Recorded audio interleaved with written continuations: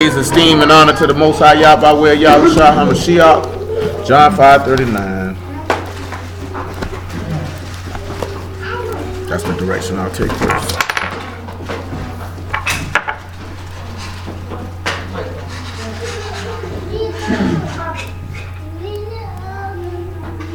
Search the scriptures for in them ye think ye have eternal life, and there they which testify of me. And ye will not come to me that ye might have life. I receive not honor from men, but I know you that ye have not the love of Elohim in you. I am come in my Father's name, and ye receive me not. If another should come in his own name, him ye will receive. How can ye believe which receive honor one of another, and seek not the honor that cometh from Elohim only? All right, good, man. Now, I say we got to deal with this here. So get me Mark chapter 16, man, about verse 11, I say.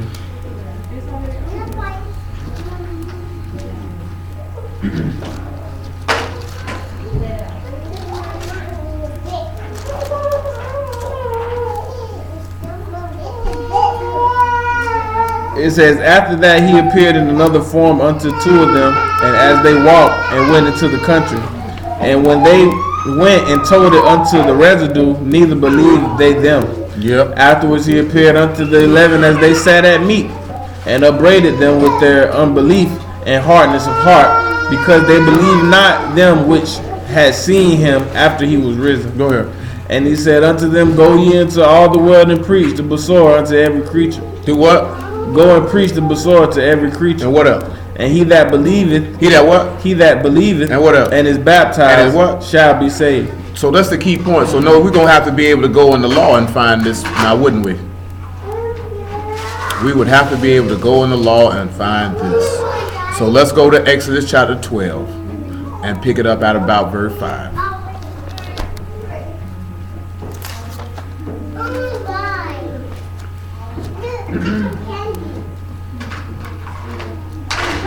Matter of fact, before we even get to Exodus chapter 12, give me Exodus chapter 4 about verse 17. Not 17, about verse 25.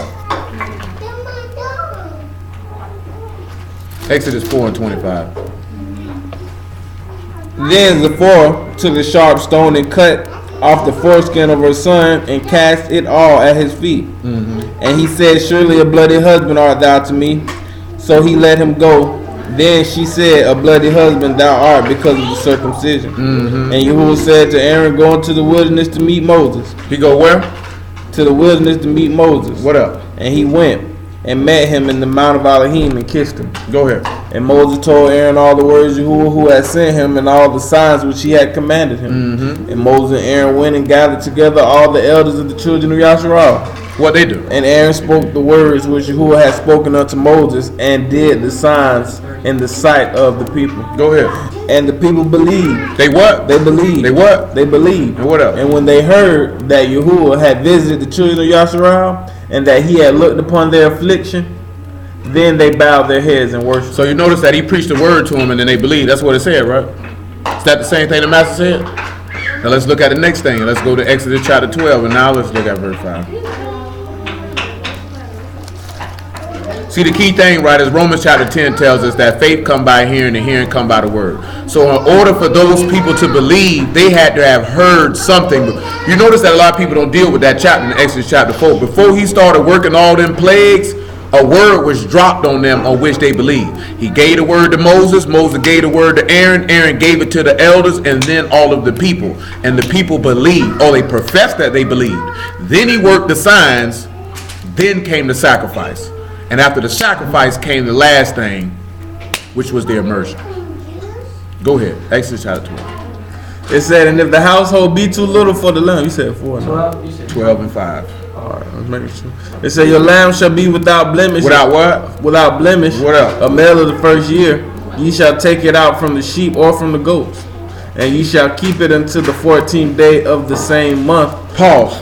Now you notice how they say this lamb got to be without blemish. Just for informational purposes to bring to your remembrance, let's look at Deuteronomy 17 and 1. Because what we're looking at is if our sacrifices to Yah have a blemish on it, they're not to be accepted. Now, the reason why I mention this is that all of us have blemishes on us before we were actually brought to receive this sacrifice or to make this sacrifice. Now you have to let this man who had no blemishes remove the blemishes from you, which is believing and obeying him. Because if you don't believe and obey him, then the blemish cannot be removed. See, a lot of people say they believe, but they're not obeying, so they still blemished. So that's when he say the sacrifices of the wicked are an abomination. He said, how even much more if they bring it with a wicked mind. So if you sit back and you doing something and you say you sacrifice it for the word, but you in actuality are a wicked person, and your mind is wicked, Yah does not look upon that with any type of respect at all. You know what I'm saying? It means absolutely nothing. It's kind of an example of what the master told him in Matthew 15 about you bringing these sacrifices to the altar and you cursing your father and mother and you thinking you straight because you doing this. So you making a sacrifice, but your mind is wicked when you bringing it. Same way he said in Isaiah, you make your sacrifices, you keep your feast, but your hands are full of blood. I don't want it. You know what I'm saying? That goes back to either make the tree good and its fruit good or be corrupt. But you can't be in between. Go ahead. 17 and 1.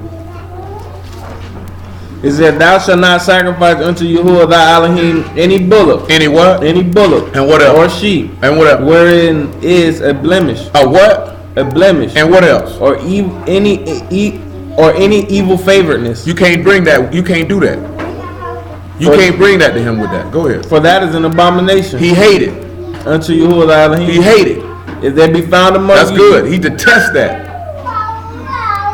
He detests that. So you have to make sure that you got this set in your mind that if you finna come, because go ahead to Psalm 50 and 5, man, square. Make it 50 and 3. I'll work my way though. I'll take the long way.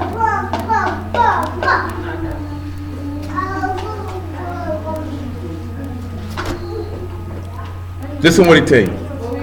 Psalms 50 and 3. It says, thy Elohim shall come and shall not keep silence. He'll not what? Keep silence. What else? A fire shall devour before him. A fire do what? Will devour before him. And it shall be very tempestuous around about him. When you see tempestuous, what is that? It's a shortened word for tempest. You know what a tempest is, right?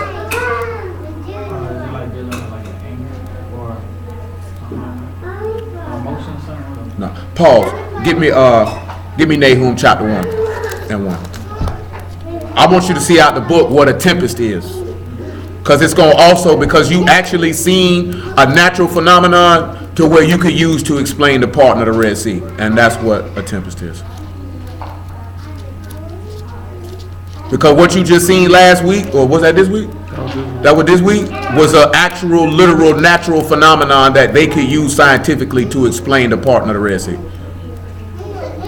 Go ahead. Because see, we get into that when we get to the yeah, 1 and 1. It said the burden of Nineveh, the book of the vision of Nahum, the Elskashite. Elohim is jealous and Yahuwah revenges, and Yahuwah revenges and it is furious. Yahuwah will take vengeance on his adversaries and he reserveth wrath for his enemies. He reserved wrath for who? His enemies. Go ahead. Yahuwah is slow to anger. He's slow to what? Anger. Didn't we just talk about that the other day, how he said he's slow to anger? Do you know how long it took him before he flooded the world? You know how long he suffered people for that? What about how long that David suffered Saul? What about how long Yah suffered Yasharal before he put you out? Do you know what I'm saying? We don't be looking at that. We don't consider that. So we should consider that when we dealing with other people. You know what I'm talking about? That doesn't mean that he don't get angry and he ain't going to bust you upside your head. It just means he's slow to it. Because Paul told you, if that possible, be what? At peace with all men. Some people you can't be at peace with. Every now and then, y'all had to do something to remind everybody who they were messing with. Do you know what I'm saying? I ain't telling nobody to be violent, but every now and then, you got to remind some people who you are. Like, you need to find you somebody to play with. Do you know what I'm talking about? You ain't got to be violent, you ain't got to be rude, but you need to find you somebody to play with. Don't play with me. You know what I'm saying? Play with Nintendo, play with yourself, play with toys. Don't play with me. You know what I'm saying? And that's what we do with y'all. We play with that man, and then when he busts you upside the head, you looking at, where'd you hit me? You know why he hit you. So don't play with him. Go ahead. It says he reserved the wrath for his enemies. Yahuwah is slow to anger, great in power, and will not at all acquit the wicked. See, notice what he said. He won't do what? Amen. Y'all know what acquit mean, right? You should remember that phrase Johnny Cochran made famous. You don't know the phrase Johnny Cochran made famous? You know the phrase Johnny? Who? I know my mama know. Ain't nobody in here know the phrase Johnny. Y'all done all seen the tape. He told him if it don't fit, He say, but what? Guess what y'all said though? I ain't acquitting nobody. Notice he said the wicked. I think it's in Samuel. The proverb says that wickedness proceed from the wicked. You understand what I'm saying? That goes back to when he said a corrupt tree can only bring forth corrupt fruit. Because if you have a wicked heart, then all you're going to be able to do is to produce wickedness. See, we're not talking about, notice he said at all acquit the who? The wicked. He didn't say acquit a sinner or acquit a transgressor. Wickedness, because being wicked is totally different from committing sin or being a sinner. That means you are a transgressor of the law. Wicked is, let's look at the word for wicked, matter of fact. Wicked a whole nother level, because you know some people who sinners, but you wouldn't necessarily say that nigga's wicked. You know what I'm talking about? All of us to a certain extent were wicked, but at the same concept, once you knew better, you did better. You got some people who know better and still flaunt the word. Huh? Go ahead. I got it. It doesn't have that word here. Just has Yah's name. In that verse. Just has Yah's name. We'll have to find another verse for that. Oh, that is. I got it. The living tree. I guess. Nell put this on my phone. I'm just trying to get straight to the point. 14. Yeah, I did not download that app on this phone.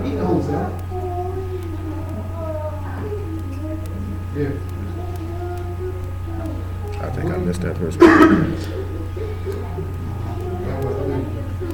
No, I'm true. I had that for a season, but I wasn't feeling it. Shit, they all do the same thing for me.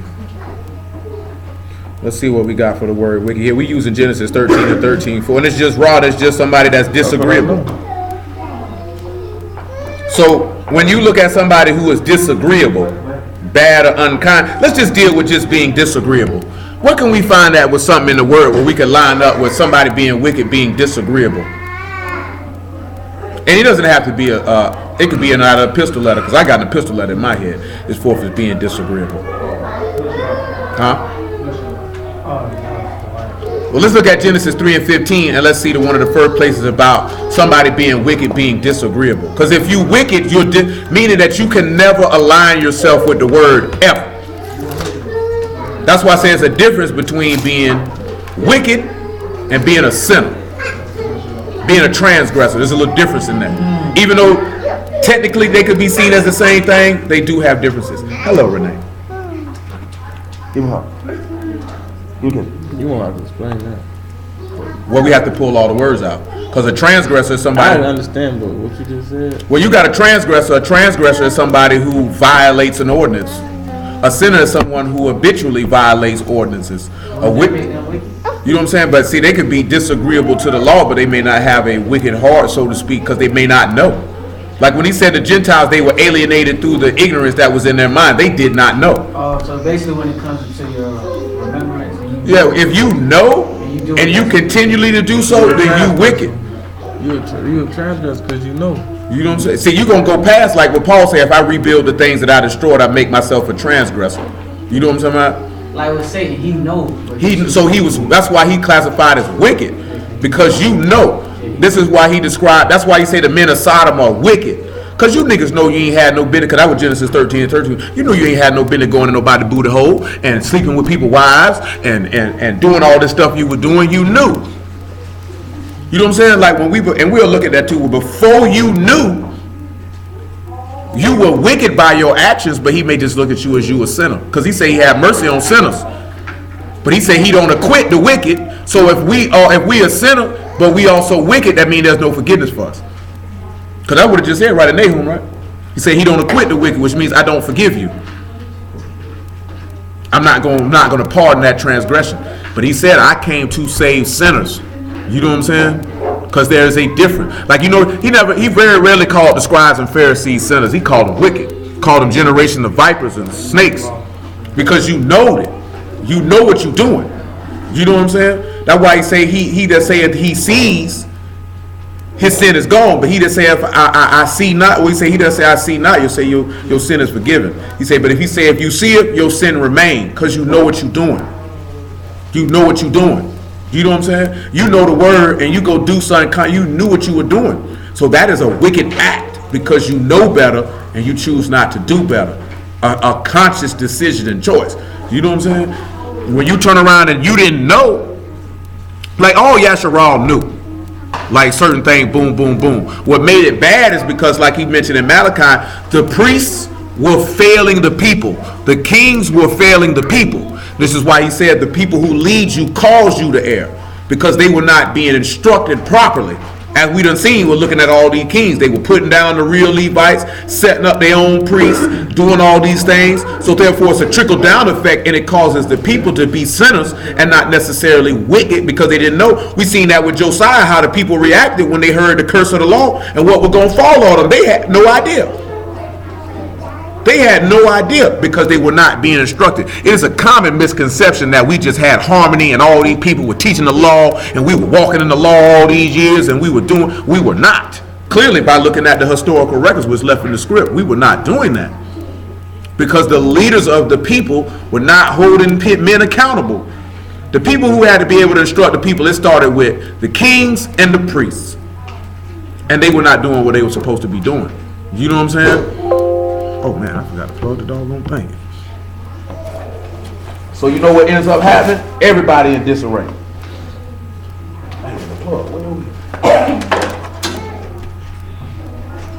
But we'll pull the words up for sinners on this.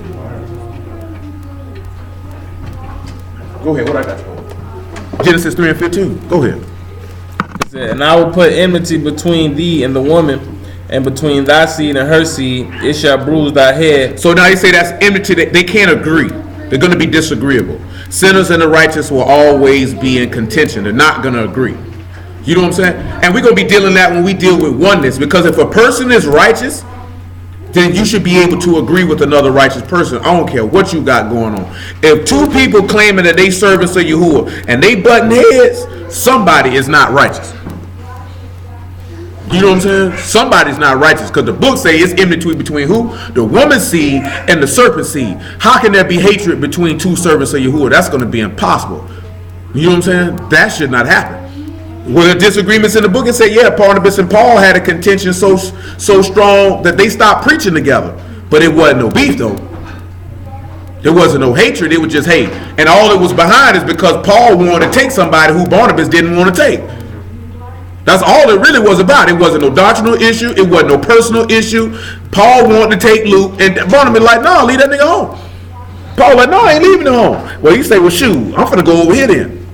He say, well, shoot, do what you do, baby. I'm gonna guess what? You read later on, Paul and Barnabas linked back up though. They didn't link back up to go preach. They linked back up. It wasn't nothing.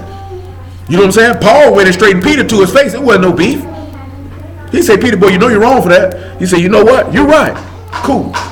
You trying to eat something later on? You trying to hit it because we finna go to such and such spot. So it wasn't that type. That's what they did though. They sat down and broke bread together on what? On the first day of the week. Because that's what she been. If you read the Acts of the Apostles, you see this here. Them boys ain't have no beef, no well. They didn't fight nor contend with nothing. When they had issues, it was doctrinal stuff. And guess what they did? Sat down like men and went over the book to come to a conclusion. And if they weren't wise enough who had the problem with it, they went to the apostles, and whatever the apostles said, that was the end of it. See, niggas don't do that now. You know what I'm saying? Oh, that nigga don't know what he talking about. But he got a higher rank than you. So how you gonna tell him what he don't know? No, you don't know. And your pride get in the way. You see, we read a piece of Acts 15 last night. We didn't read all of it, right? What they did, they went straight to the elders and the apostles about that matter, what them Gentiles were supposed to do, didn't they? And what did they do? The apostles gave the final decree, and guess what them scribes and all the people who believed did? They rocked with that. Ain't it though? She could turn it up even louder. I can go louder. I got about 4-5 more octaves in here. 4-5 more. But if you go read Acts 15, that's what you're gonna see, right? You're gonna see that's what the apostles said. They went with it. Two righteous people can never fight each other. If two righteous people fighting each other, somebody is not righteous. Because they're going to be able to sit down and come to a conclusion. You know what I'm saying? That's all you got to look at. Where we at? Oh, yeah. Romans 8 and 4. You done with Psalms 50? Song with who? Psalms 50. No, we ain't done with that. You want to name that too? We ain't done with that either. But I need that Romans 8 and 4. No, I got you. That's AARP over there, man. Say when you get old, they help you out with your car insurance. I seen the dude talking about car. He say insurance is a scam. I partly agree with him. He talking about you ain't got to have car insurance. I say clearly you don't live in the state of Florida because you don't have no car insurance. I bet your license gets suspended. And I bet you go to jail. They catch you driving. And you get caught 3 times, you go into prison. Because boy, I was in prison with dudes who were in there for driving on suspended license. And in there with killers too. That's a hard time. Yeah, I'm telling you that. When you go to when they send you to your camp, they separate you by classifications grade. You know what I'm saying? So you're not gonna necessarily be housed with stone cold killers. When you at the reception center, oh yeah, I was in there with a dude, man. I got 5, he got 3 for driving on suspended license, and the dude he's sleeping next to got a life sentence for killing a nigga. You know what I'm saying? And he ain't here for driving. I'm trying to get to work, hopefully. You know what I'm saying? Trying to get some butt, trying to get a bag. I don't know what he trying to do. Trying to get locked up, clearly. Clearly, because boy, you catch one driving on suspended license, you're going to get out the next day. You catch another one, they might give you some county time. That third one, though, boy, they will send you up that road for at least 13 months. At least. They talking about you ain't got to have no insurance. Talking about they don't check that. They told her, I don't know what state you live in, baby, because you don't have no insurance. Boy, she said, my state is calling the DMV. No, they do. They give you 30 days. Your junk lapse, 30 days, your junk getting reported. 30 days later, your junk suspended. You better know it. You got about a good 2 months. See, they ain't used to do that back in the day. Right. You know how I know this? Because Go ahead. Your car payment. I called her on the phone. She was calling like, I do got insurance. I can't go for my car payment. They thought she had insurance. I ain't heard that. Hey, depends who you got. I know this here, right? Back in the days, though, before they did that, I used to cop whips, buy the insurance to get the tire, and never pay a coin. I'm not paying no insurance on no bucket. You know what I'm saying? You hit this thing, boy, I'm not going to buy another bucket. I'm not paying no insurance on this here. I knew I had a homeboy have full coverage insurance on a box Chevy. That nigga an idiot. That nigga ain't had nothing in that car talking about no full coverage. That nigga, he was paying more money in insurance than the car was worth. That just must have been real bucket. What? He had no. Now he wasn't raggedy. Yeah, that's the way he signed. Nah, but that wasn't worth no. That nigga was paying $400 a month in insurance, That's an old car. and he was young. Yeah, that nigga tripping. I take PIP. Who you telling? PIP for $50. Thank you. Who you telling? I ain't finna pay $400 on no box. Nigga, in 5 months he done paid what the car was worth. Nigga, you could have went and cop you a Benz at this level paying that type of car note. Nigga paying a car note, but he's got insurance though. Come on. Hey, pop. Hey. 8 and 4. It said that the righteousness of the law might be fulfilled in us who walk not after the flesh. Not walk after what? After the flesh. But after what? The Ruach. Quiet. Listen. Romans 8 and 4. It says, for they that are after the flesh do mind the things of the flesh, but they that are after the Ruach, the things of the Ruach. For to be carnally minded is death, but to be spiritually minded is life and shalom. Yep. Because the carnal mind is enmity against Elohim. It's against Elohim. It's disagreeable. It is not subject to the law. So somebody who's wicked can never be subject to the word because they carnal minded. So you wicked. Your mind is wicked. Your heart is wicked. That's why you got to make a new one. You know what I'm saying?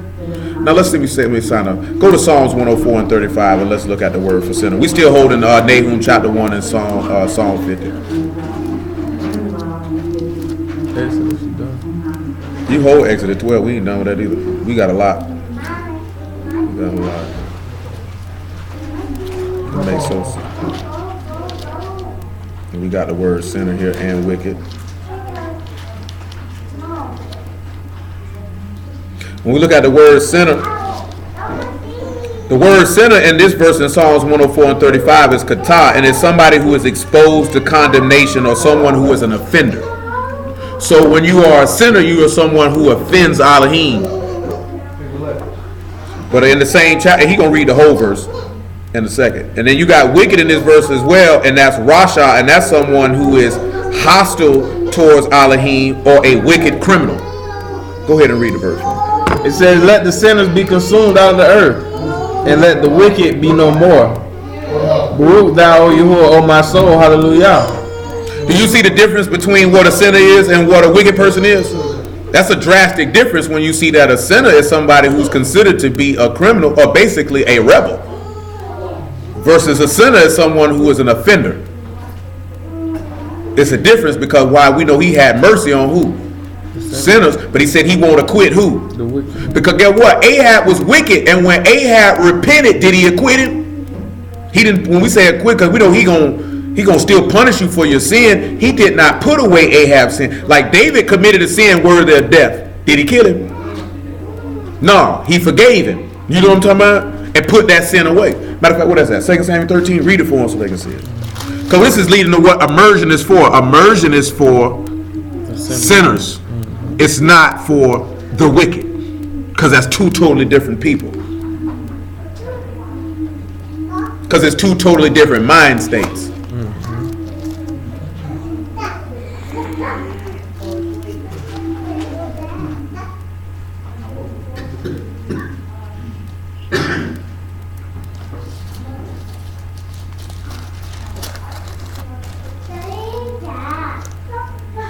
And then just for clarity's sake, we'll hit transgressor as well.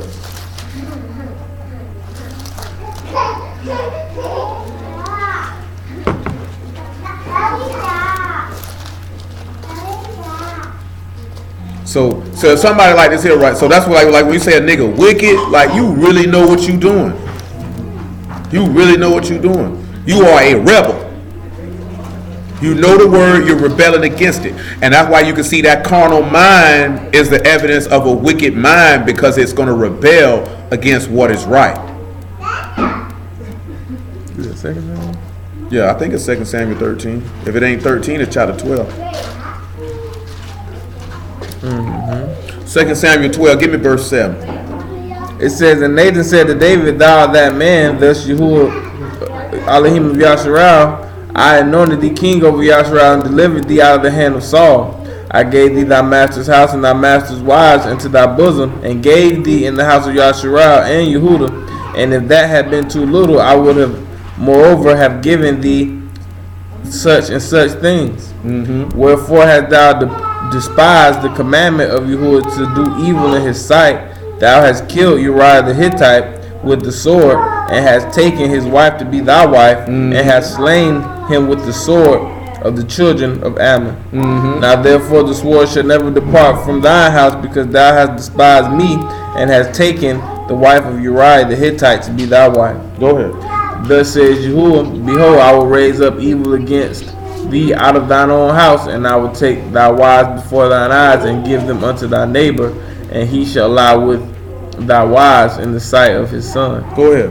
For thou did it secretly, but I will do this thing before all Yasharal and before the sun. Go ahead. And David said unto Nathan, I have sinned against Yahuwah. And Nathan said unto David, Yahuwah also have put away thy sin, thou shalt not die. He put it away because he's supposed to die, because David was a sinner in this aspect versus being a transgressor or being a wicked man. Let's look at Proverbs 21 and 18, because the word transgressor is there, and that word is begad, and it's someone who acts treacherous. Well, you could say that in this place that David was a transgressor, because his action in that instance was definitely treacherous. Someone who deals deceitfully, and someone who offends. Also someone who is faithless. So we know that David definitely dealt deceitfully. He definitely offended. And he definitely dealt treacherously, because they don't get no more treacherous to take your homeboy, sleep with his wife, and then throw him on the front line for him to get murked. Go ahead. Proverbs 21 and 18. And then after that, we will return back to Psalms chapter 4. It said, the wicked shall be a ransom for the righteous, and the transgressor for the upright. See, I just made so you can see that, you can look that up for yourself and see what that word transgressor is. Actually, let's go back to Nahum chapter 1. We have verse 3. Nahum 1 and 3. It says, Yahuwah is slow to anger, great in power, and will not at all acquit the wicked.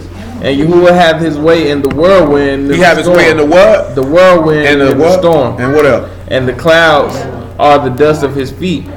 He rebuked the sea and maketh it dry. He do what with the sea? He rebuke it and maketh it dry. He maketh it dry and drieth up all the rivers. Bashan langueth. That's good. That's good right there. But you know how he say that's why we had to go. Okay, we look at it. There's a difference between a sinner, a transgressor, and a wicked person. So before we get to Psalm 50, go ahead and give him Romans chapter 5, man, about verse 4. Make it Romans 5:1 actually.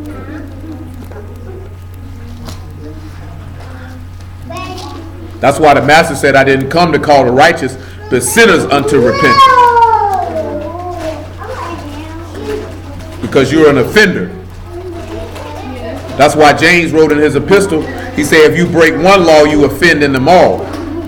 It's a difference between being an offender and being wicked, because if you wicked, you are disagreeable to Yahuwah. Which means eventually you're going to sow discord. You're going to try to cause a separation. Anybody that's of Yahuwah is going to try to bring unification. The only way that anybody who is of Yahuwah will cause separation is because of separation of light and darkness, day from night. You know what I'm saying? Justice from iniquity. Just like when you know it's a difference between iniquity and sin. You could commit sin and not be committing iniquity, because iniquity is lawlessness. You have nothing, and if you commit iniquity, then iniquity is also clearly going to lead you to what? Wickedness, because you're going to be completely disagreeable. People who are wicked don't agree with the word. That's why he say, let the wicked know that it won't be well with him. He'll receive the word, because he can never agree with the word. We read that in Isaiah 3 last night. He can never agree with the word. We waiting on you, sir. I'm in Romans 5. Yeah, you ain't took off though. You was talking. Yeah, just waiting for you to get there. You want to talk? Yep. It says, wherefore being justified by faith, we have peace with Elohim through our master Yahushua Mashiach, by whom also we have access by faith into his grace, wherein we stand and rejoice and hope in the esteem of Elohim. And not only so, but we esteem in tribulations also, knowing that tribulations worketh patience. It work what? Patience. What up? And patience experience. Yep. And experience hope. Yep. And hope maketh not ashamed. Why? Because the love of Elohim is shed abroad in our hearts. But the Ruach HaKodesh which is given by the Ruach HaKodesh which is given unto us. Yep. For when we were yet without strength, in due time the Mashiach died for the ungodly. For scarcely for a righteous man will one die. Yet peradventure a good man some will even dare to die. Yep. But Elohim commanded His love towards us, in that while we were yet sinners, while we were yet offenders, Mashiach died for us. See that right there. He said, because remember, that would be a contradiction if he say he only quit the wicked, then he turn around here and say he died for sinners. Because he said, I'm not going to acquit the wicked. That's why we use Ahab. Ahab was wicked. But when he heard the pronouncement of the judgment on his head, he repented and did all this other stuff. And so, y'all say, you know what? I ain't going to kill you, but I'm not acquitting you though. I'm not going to put that to the side. I'm not going to toss away that judgment, which is why he said there remain no more sacrifice for sins for those who sin willfully. You know what I'm saying? Because you being disagreeable. You know what I'm talking about? So you have to look at that. Plus, it'll also line it up with the law. So let's go back to Psalm 59. So when you see him saying he worked his way in that, and read that verse 2 again, I suppose, or 3, or whatever you got. You can see that a tempest is a storm, a whirlwind, so to speak. That was the one. Yeah, no, you read it in Psalms 50. Psalms 50. No, I said that whirlwind. Yeah, I know. A tempest is the same thing as a storm. A very, very strong storm. Read verse 3. It says, our Elohim shall come and shall not keep silence. A fire shall devour before him, and it shall be very tempestuous around about him. He shall call out the Shamahim from above, and the rats, that he may judge his people. That he may what? Judge his people. Go ahead. Gather my Kadashim together unto me, those that have made a covenant with me by sacrifice. By what? By sacrifice. By what? By sacrifice. Now let's go back to Exodus chapter 12 and verse 5. So did he not make a covenant with the house of Yasharah coming out of Exodus by sacrifice? Did we not read that a couple weeks ago when we were dealing with seeking Yah, and they made a covenant with him by what? Sacrifice. When we even looking at Josiah, what did he make a covenant with Yah with? By what? Sacrifice. Because when he renewed the covenant with Yahuwah by the people during his time, what feast did they decide to keep? Passover. To do what? To renew the covenant. The same thing that a Mashiach did. And what does Josiah's name mean? Yahuwah heals. And what did a Mashiach come to do? What we just read in Romans 5. While you were yet ungodly, he died for sinners. so that you could be healed. So the love of Elohim could be shed in your heart by his Ruach HaKadosh. It's a lot of people that they have not been healed. The only reason they have not been healed because they have not allowed the word to heal them, because they're wicked and completely disagreeable to it. Go ahead. It says, your lamb shall be without blemish, the male of the first year ye shall take it out from the sheep or the goats. And ye shall keep it unto the 14th day of the same month, and the whole assembly of the congregation of Yasharah shall kill it in the evening. Drop to verse 17. It says, and ye shall observe the feast of unleavened bread, for on the selfsame day I have brought your armies out of the land of Mizraim. Therefore shall ye observe this day in your generations by ordinance forever. In the first month, on the 14th day of the month at even, ye shall eat unleavened bread until the 120th day of the month at even. 7 days there should be no leaven found in your houses. For whosoever that which is that eateth leaven, even that soul shall be cut off from the congregation of Pause. Israel. Now let's go to 1 Corinthians chapter 5 and verse 3. So notice he said if you had leaven in you, because now here come the sacrifice. So the sacrifice should cause you to remove leaven from your tabernacle. But they still haven't been immersed yet. It says, for I verily, as absent in body, but present in Ruach, have judged already, as though I were present concerning him that have done this deed. In the name of our Master Yahushua Mashiach, when ye are gathered together, and the Ruach, and my Ruach with the power of our Master Yahushua Mashiach to deliver such an one unto the adversary for the destruction of the flesh, that the Ruach may be saved in the day of Yahushua Mashiach. Your esteem is not good. It ain't good. Know ye not that a little leaven leaveneth the whole little lump? what? A little leaven leaveneth the whole A lump. little bit of sin make you a full-fledged transgressor, make you a full-fledged sinner. Go ahead. Purge out therefore the old leaven, that ye may be a new lump, as ye are unleavened. For even the Mashiach, our Passover, is sacrificed for us. So when you take them out dealing with this sacrifice, they were supposed to be going from having the mind state of being in Egypt and Mizraim to having the mind state of dwelling with Yahuwah. Now look at the key point of what we seen in the law. They heard the gospel preached first, right? Then you got the sacrifice, right? So then on top of that, that means you're going to have the immersion after that, correct? Well, let's look in Exodus chapter 14, and let's see if we run across that. Yes, Gail. No, Gail. No, Gail. Exodus 14, you can start at verse 1, I suppose. It said, Yahuwah spake to Moses, saying, speaking to the children of Yasharah, that they turn and camp before Pahaharo, between Migdal and the sea, over against Baal-Zephon. Before it shall ye encamp by the sea. For Pharaoh will say of the children of Yasharah, they are entangled in the land, the wilderness hath shut them up. And I will harden Pharaoh's heart, that he shall follow after them. I will be honored upon Pharaoh and upon all his hosts, that the Egyptians may know that I am Yahuwah. Yes, sir. And they did so. And it was told to the king of Mizraim that the people fled, and the heart of Pharaoh and his servants was turned against the people. And they said, why have we done this, that we have let Yasharah go from serving us? Pause. Take me to 1 Peter chapter, James chapter 4 and verse 6.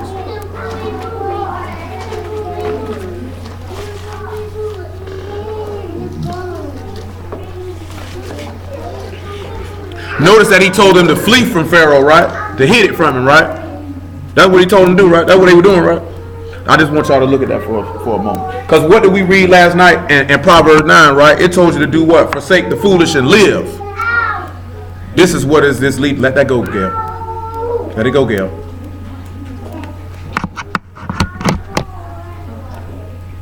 Go ahead, man. James 4 and 6. It says, but he giveth more grace, wherefore he said, Elohim resisteth the proud, but giveth grace unto the humble. Go ahead. Submit yourselves therefore to Elohim. Do what? Resist the adversary. Resist who? The adversary. And what will he do? And he will flee from you. That's what he was showing you when you're looking at what they were coming up out of Egypt. He was telling them to resist him. So they hid it from him. But guess what he ended up doing? Pharaoh don't flee at the first, right? He goes to chasing after him. And then once the wrath of Elohim comes, guess what he want to do now? He want to hit it now, but now it's too late. Remember, I read this here. So you got to understand one key thing. If you resist anybody, I wouldn't. Because remember what he told Peter. When Peter told him this won't happen to you, what did the Mashiach say to Peter? Get behind me, Satan. Why did he say it? What did he say after that? Not only that, but he said what? You desire the things that be of men and not the things that be of Elohim. Somebody who is wicked really desires the things that be of the flesh, the things that men want, the things that men desire. You know what I'm saying? If you are of Elohim, then you desire the things that Elohim desires. You desire the things that are eternal, the things that are on high. You wouldn't be seeking out. That's why he said for those that preach, he said that's why he said you as a good soldier, you can't entangle yourself with the cares and the affairs of this life. Because then you will be under big. That's why he said if you single, then all you got to do is focus on the master. You ain't got to be worrying about the world, because then you get entangled with some of these other things. Some people take when Paul say that as he's telling you not to get married. He just was stating a stark, real reality of the matter, that if you get married, you got to take care of your wife. You got to take care of your husband. You know what I'm saying? And that can be a distraction. You know what I'm saying? Because when you single, all you got to focus on is the word. You know what I'm saying? I ain't talking about, because if you dating or courting somebody, you're not married, so that should not be a distraction. You know what I'm saying? Because you don't live with this person every day. You don't wake up with this person. It's not your job to please them every single day. You don't have to cook their breakfast. You don't have to take care of their children. You don't have to get up to work to be worrying about what I got to do to take care of her and take care of these kids. That's not your concern. You know what I'm saying? So if you just courting somebody and you get distracted, I mean, your focus is not well. But when you get married, it's going to happen. Because guess what? Your wife might want a nice dinner tonight, and she might not want to cook it. You know what I'm saying? You might have to run her somewhere. Then your flesh get a little itchy, and you got things of that nature as well. But I know a lot of people take that Paul gay. He don't want people to get married. He did with telling the truth. A lot of people don't have a problem with telling the truth. I forgot something that I was looking. Oh, that was Floyd Mayweather. He sounded like an idiot when he was talking about what Donald Trump was talking about, but at the same time, though, he was correct on one aspect, is that people don't like realness and they don't like rawness. They don't like people that, hey, this is how people talk. This is what people do. You know what I'm saying? Well, as a president, would you expect your president to say, yeah, I grab women by the vagina? But most of you know, before you were in the word, you sat around and talked with your homeboys about like that with numerous different women. You know what I'm saying? People talk like that. You know what I'm talking about? Just like women, you have your conversations about the men you deal with. Before the word, you probably talk very graphically and very regularly. He trying to check you out over there, boy. You swallowing that like you're thirsty. Ain't you preaching, bro? You all my throat. I'm saying, because all I hear is. Man, nigga, I been reading for y'all can't get a drink. No, I can't get no drink. Man, let me get my throat right. Be parched, nigga. Sure. Be parched. Let your throat be dry as a desert. I'm right. Yeah, you ain't right. Yes. Sure. Strawberry. Strawberry. Don't do no. I was saying that there because Derek was looking at you like, boy, what you doing? He like this here looking, what you drinking? Nobody. I was what you drinking? coming back. You know what I'm saying? But you gotta pay attention to that, because that's what go on. What we got you over? James? We good in James. You can come back. Go to Exodus 14. Back to Exodus 14. You can drop me down to about verse 15.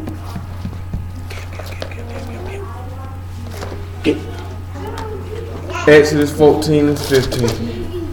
It says, and Yahuwah said unto Moses, wherefore criest thou unto me? Why you crying to me? Speak unto the children of Yasharah that they go forward. But lift thou up thy rod and stretch out thy hand over the sea and divide it. And what? And divide it. And the children of Yasharah shall go on dry ground through the midst of the sea. That's what we read in Nahum, right? He say he dry that ground up, right? Go ahead. That's what you seen in the Bahamas, and that's what you seen in Tampa. He dried it right on up too. And guess what he dried it up? Guess what the text gonna tell you he dried? What does the text say he dried it up with? When he dried up the Red Sea, what does the book say he dried it up with? Well, let's read it and let's see. We're at 17. And behold, I will harden the hearts of the Mizrahites, and they shall go follow them, and I will get me honor upon Pharaoh and upon all his hosts, and upon his chariots and upon his horsemen. And the Mizrahites shall know that I am Yahuwah when I have gotten me honor upon Pharaoh, upon his chariots, and upon his horsemen. Yep. And the Malachim of Elohim, which went before the camp of Yasharah, removed and went behind them, and a pillar of cloud went from before their face and stood behind them. And it came between Don't the book say Yah in that pillar of that cloud? And that would be that tempestuous of fire that was before them, right? Like you read in Psalms. Come on. It said it came to pass between the camp of the Mizrahites and the camp of Yasharal. It was a dark, thick cloud, the cloud of darkness unto them, but it gave light by night to these, so that one came not near the other at all the night. Why you think the Egyptians couldn't come near Yasharal? Because they wicked, they disagreeable. Go ahead. And Moses stretched out his hand over the sea, and Yahuwah caused the sea to go back by a strong east wind. By a strong what? East wind. By a strong what? East wind. What a hurricane is. That's all it is a wind. It's just strong winds. A big cloud. You know what I'm saying? So when you see what that's why I say you've seen a natural phenomenon that can show you how that man can take a sea. Like they showed, I seen a video of people in Tampa Bay, and it was like they didn't even know that it was that much grass at the bottom of the Tampa Bay floor. And they were telling the people not to walk across it because the water could come back at any time. And guess what would have happened to them? The same thing that happened to Pharaoh and his army. They would have been drowned when the wind released that water. That's how dumb dude talking about that's hard. That's man ain't do it. Well, that's now you have a literal natural phenomenon that can explain how he literally parted the Red Sea with a wind because you just saw it. You know what I'm saying? Because everybody was looking, I've never seen anything like that before. You read about it though. You just didn't believe it. Because Pharaoh chariot wheels are at the bottom of the Red Sea that date to that time period. They know where it's at. But nobody can believe that a wind, and then as we see, didn't it say that Yah make his way in the whirlwind? Doesn't it say the clouds are the dust of his feet? Did we not read it? They say a pillar of cloud was behind them. So there it is right there all day long. A hurricane parted that sea back. That hurricane was Yahuwah. You know what would be crazy? If instead of giving these hurricanes regular names, if they just named them Yah when they came through and told the truth. Y'all 92, y'all 2010, y'all 2017. Say y'all coming through. 155 mile per hour sustained winds. Because according to the book, we just seen that Yah used a hurricane to cause the Red Sea to part. Now let's look and see how these people went through this Red Sea for immersion. Just drop to the verse where it's at. I think it's about, what verse you in now? I was at 25. Give me 28. Crank it up a notch. It's 4 o'clock on the dot. It say, and the waters returned and covered the chariots and the horsemen. Okay, well, back me up now. You gotta go and just start where you was at now. You about to get there anyway. Verse 25. No, you want to cross them over? Yeah. Okay, I'll start at 25. You really at 22 everywhere you left. Oh, he said he stopped at 25. Saying the children of Yasharal went into the midst of the sea upon dry ground, and the waters were a wall unto them on the left and on the right. And the Mizrahites pursued and went after them to the midst of the sea, even all of Pharaoh's horses and his chariots and his horsemen. And it came to pass that in the morning watch, Yahuwah looked unto the host of the Mizrahites through the pillar of fire. Now let's look at something, right? Because we talking about baptizing children. That's one of the things that we got to deal with, correct? So, with that being said, he split the Red Sea, right? Said Yasharal walked through it, right? Give me Exodus chapter 12 and verse 40. Because guess what? They preached the word to the people from the mouth of Aaron. You don't think the kids was there? You think they left all the kids to the house? When they kept the Passover sacrifice, you don't think the kids partook in that either? Because they had to do it for everyone for their household, correct? So that means the kids were there too. So when they walked through the Red Sea, right? You don't think the kids were there? We're going to see if they was there. Let's read Exodus 12 and 40. Let's see if they were there. It says, now the sojourning of the children of Yasharal who dwelt in Mizraim was 430 years, and it came to pass at the end of the 430 years, even the selfsame day it came to pass that all the host of Yahuwah went out from the land of Mizraim. Go ahead. It is the night to be much observed unto Yahuwah for the bringing them out of the land of Mizraim. Go ahead. This is that night of Yahuwah to be observed of all the children of Yasharal and their generations. Go ahead. And Yahuwah said unto Moses and Aaron, this is the ordinance of the Passover. Just give me the verse where it named how many people came out of there. We might have been too high. Might need to go a little lower. Might be 37.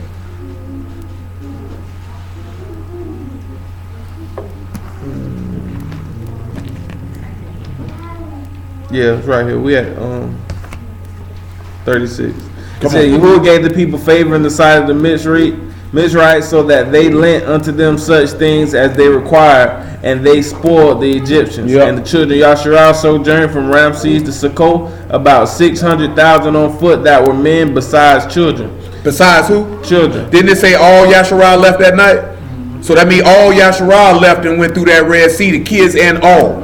Every last one of them. I mean, they all partook of the preaching. They all partook of the sacrifice. They all partook of. We read it last night. We're going to read where the epistle letters say that this walking through the Red Sea was what? It was an immersion. And them children were immersed. They were not excluded. You know what I'm saying? They were all a part of that. Now, what you grow up and do after the fact, that's on you. You know what I'm talking about? But they were still a part of that, because that sacrifice and that word and that cleansing, it wasn't just regulated to the adults. All of us done been in the frame of mind of you don't baptize the kids because they don't know what they're doing. You know what I'm talking about? But when you actuality, you see Yahuwah covered everybody. You know what I'm saying? And there's a reason why we're going to see this here, especially when we deal with something in 1 Corinthians chapter 7 with somebody who believes and somebody who does not. Because clearly if one person believes and one person does not, guess what that one person would do with their child?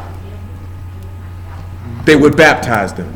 When they got baptized 100% of the time. That's what's going to happen. You know what I'm saying? That's what you're going to do. Now what I need after this here? I almost lost my train of thought. We were talking about the children. Yeah, I know I'm talking about. I had the verse in my head, but I lost my train of thought.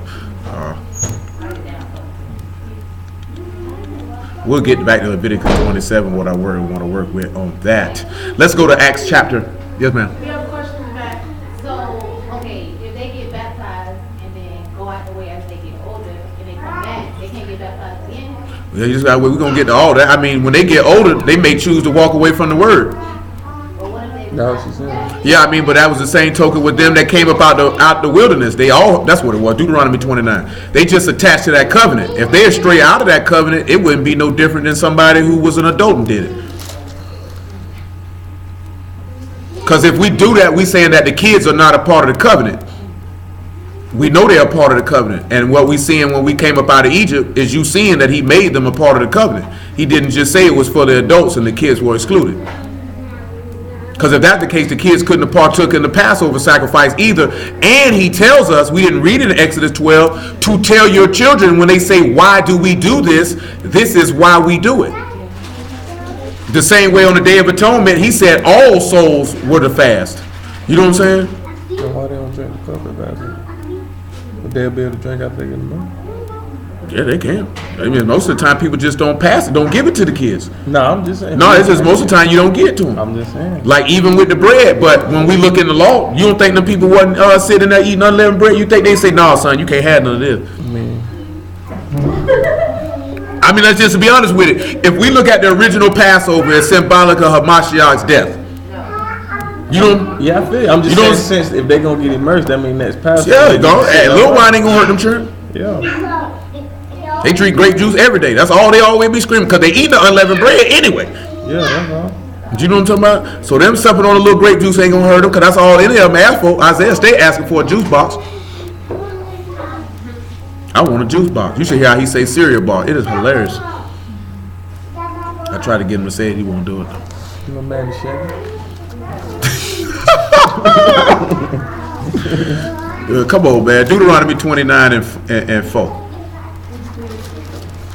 It says, yet Yahuwah have not given you a heart of a heart to perceive and eyes to see and ears to hear unto this day. And I have led you 40 years in the wilderness. Your clothes are not waxing old upon you, and thy shoe is not waxing old upon thy foot. Yet have ye not eaten bread, neither have ye drunk wine or strong drink, that ye might know that I am Yahuwah your Elohim. And when ye come into this place, Sihon king of Heshbon and Og king of Bashan came out against us unto battle, and we smote them, and we took their land and gave it for an inheritance unto the Reubenites and to the Gadites and to the half tribe of Manasseh. 11. It says your little ones and your wives and your little ones and your wives and thy stranger that is in thy camp. What else? From the hewer of thy wood to the drawer of thy water, that thou shouldest enter into the covenant of Yahuwah thy Elohim. So when they all entered into that covenant, before they got to the point, what are the three things that transpired? They heard the word, the sacrifice, and they were immersed. Did he just not say them little ones were part of that covenant? That's what the law say. That's why I said when we looked at it, we're going to go deeper into it and look and see, does the law support it? You know what I'm talking about? Because when we look at in the law, we see that he did all of that for the children. And right here, he's saying, Moses, read it again so make sure everybody catch it, not just who in the room and on the phone, but anybody who watched this later. It says, this is Deuteronomy 29 and 11. Matter of fact, give me verse 9. Let's see what 9 says. That's what 9. It say, keep therefore the words of this covenant and do them, that ye may prosper in all that ye do. Yeah. Ye stand this day, all of you, before Yahuwah your Elohim, your captains of your tribes, your elders and your officers, with all men of Yasharal. Yeah. Your little ones. Your who? Your little ones. Your who? Your little ones. Go ahead. Your wives, thy stranger that is with thy camp, from the hewer of the wood unto the drawer of the water, that thou shouldest enter into the covenant with Yahuwah thy Elohim unto this oath which Yahuwah thy Elohim maketh with thee this day, that he may establish thee today for a people unto himself, and that he may be unto thee Elohim. So let's just be honest with ourselves. Are not our children, are not they a part of this man's people? So we have to look at why would we exclude them from the benefits of what this, because if we believe, like he said, if you believe and be baptized, right, you'll be saved, right? Then people believed. Let's get a Matthew 18, man, because guess what? Everybody scream Matthew 18, but guess what though? The little kids are not exempt. Sometimes it's like this here, right? That's why I told y'all that last night. If you live the word and they see that as an example, they hear about the word, they're exposed to it. You don't think they would believe at 3, 4, 5, 6 years old? You think the word is void when he say train up a child in the way that they should go and they would not depart? You think that's a void statement? Why do you think Moses said by the word of Yahuwah was telling them, teach your kids what this sacrifice means? Because when they get older, guess what they're going to remember? Guess what they were talking about? I remember when he preached that word to us in Exodus. I remember when that time when we ate that Passover lamb and he killed all the Egyptian firstborn and we left out of Egypt and passed through the Red Sea. Now, of course, they didn't know that was symbolic of a sacrifice and immersion. You know what I'm talking about? But he wanted that drilled in their head that they knew it. And that they would respect it and reverence it and honor it and keep it. And we supposed to do them kids the same way. I can see sitting back looking at it because I had never really spent too much thought on it other than shoot. We just don't do that. But once I looked at something and it came to my brain, that is contemporary things that where we exclude children from everything. Because most people don't give us no book that they exclude these kids from nothing. You know what I'm saying? We can't turn around and buy products say we are part of the covenant, but my daughter's not till she gets grown. My son's not till he get grown. But we see that's not what he did when we came up out of Egypt, did it? All of them were a part of that covenant. Every last single. Do you think them little ones necessarily understood every word that was being preached to them when Moses was reading that Deuteronomy 29? It didn't matter though. You come from Abraham, Isaac, and Jacob. You are a part of this. You know what I'm saying? You make sure that you show them the correct way. Where it goes on, if the father or the mother believes, then that sanctifies the child, which we're going to look in 1 Corinthians chapter 7. Go ahead.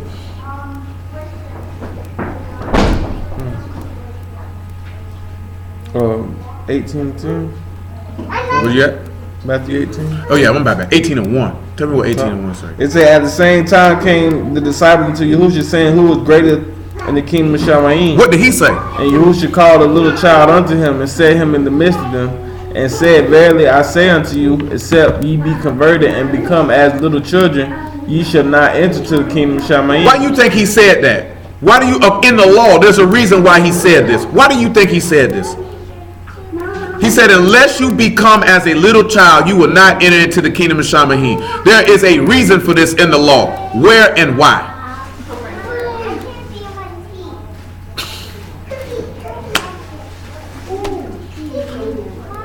You're not in school, Dog. You didn't have to raise your hand. Oh, sorry. That's so, it makes you that children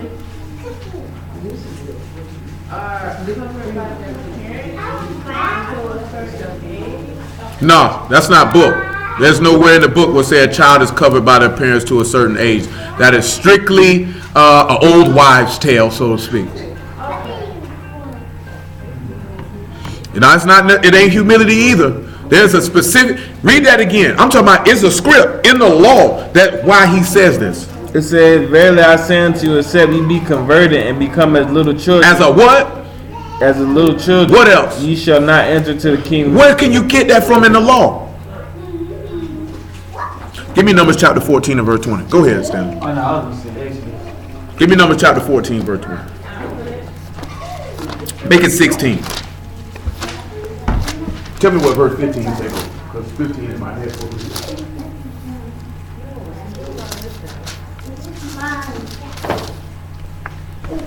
Numbers 14 and 15.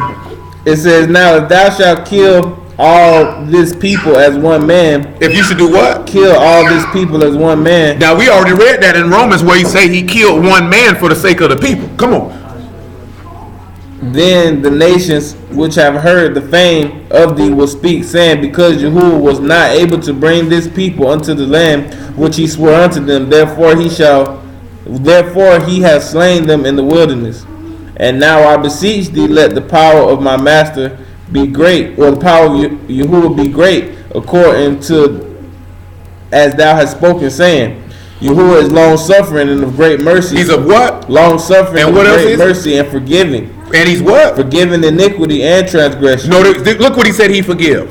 Iniquity and transgression. And then we just talked about how the transgression is different, because transgression you just dealing treacherously and deceitfully. We see he forgave David for that. We see where he fulfilled his own law with David. You know what I'm saying? It's a difference between iniquity and wickedness and transgression and wickedness. Because when you wicked, you are disagreeable to Yahuwah. He can't forgive you for that. He can't acquit you. Go ahead. It says, and by no means clearing the guilty, visiting the iniquity of the fathers upon the children unto the third and fourth generation. Pardon, I beseech thee, the iniquity of this people according to the greatness of thy mercy, and as thou hast forgiven this people from Mizraim even unto now. And Yahuwah said, I pardon according to thy word.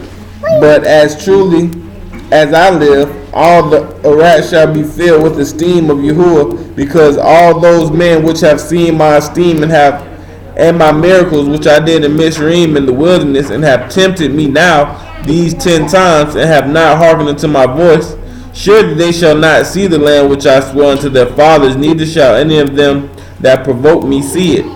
But my servant Caleb, because he had another ruach with him, and followed me fully, him Elizabeth, will I bring unto down. the land whereunto he went, and his seed shall possess it. How old? What was the cutoff age for everybody who got in the land? 40, huh? If you It was 20. Everybody 20 and what? Under. Everybody 20 and under.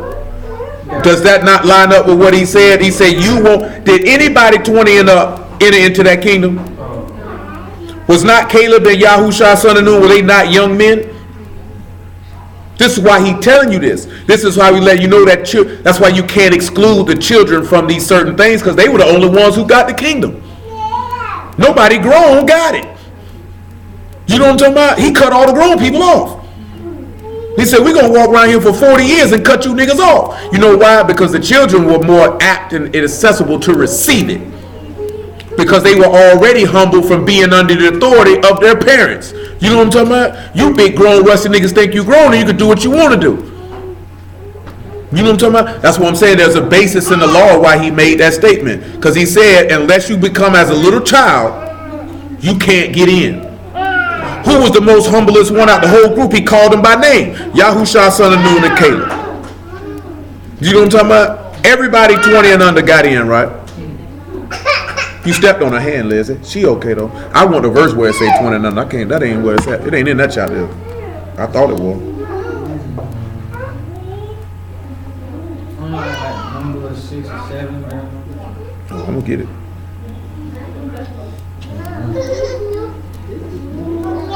It might be in Joshua. Oh no, that's before that.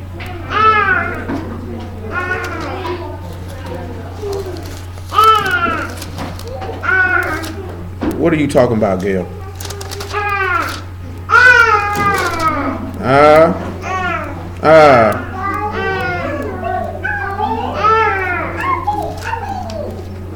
Give me a second. Numbers 4. Give me about verse 27, 29. Read 29. 29. 14 and 29. Oh. And then go after that, Numbers 32 and 7.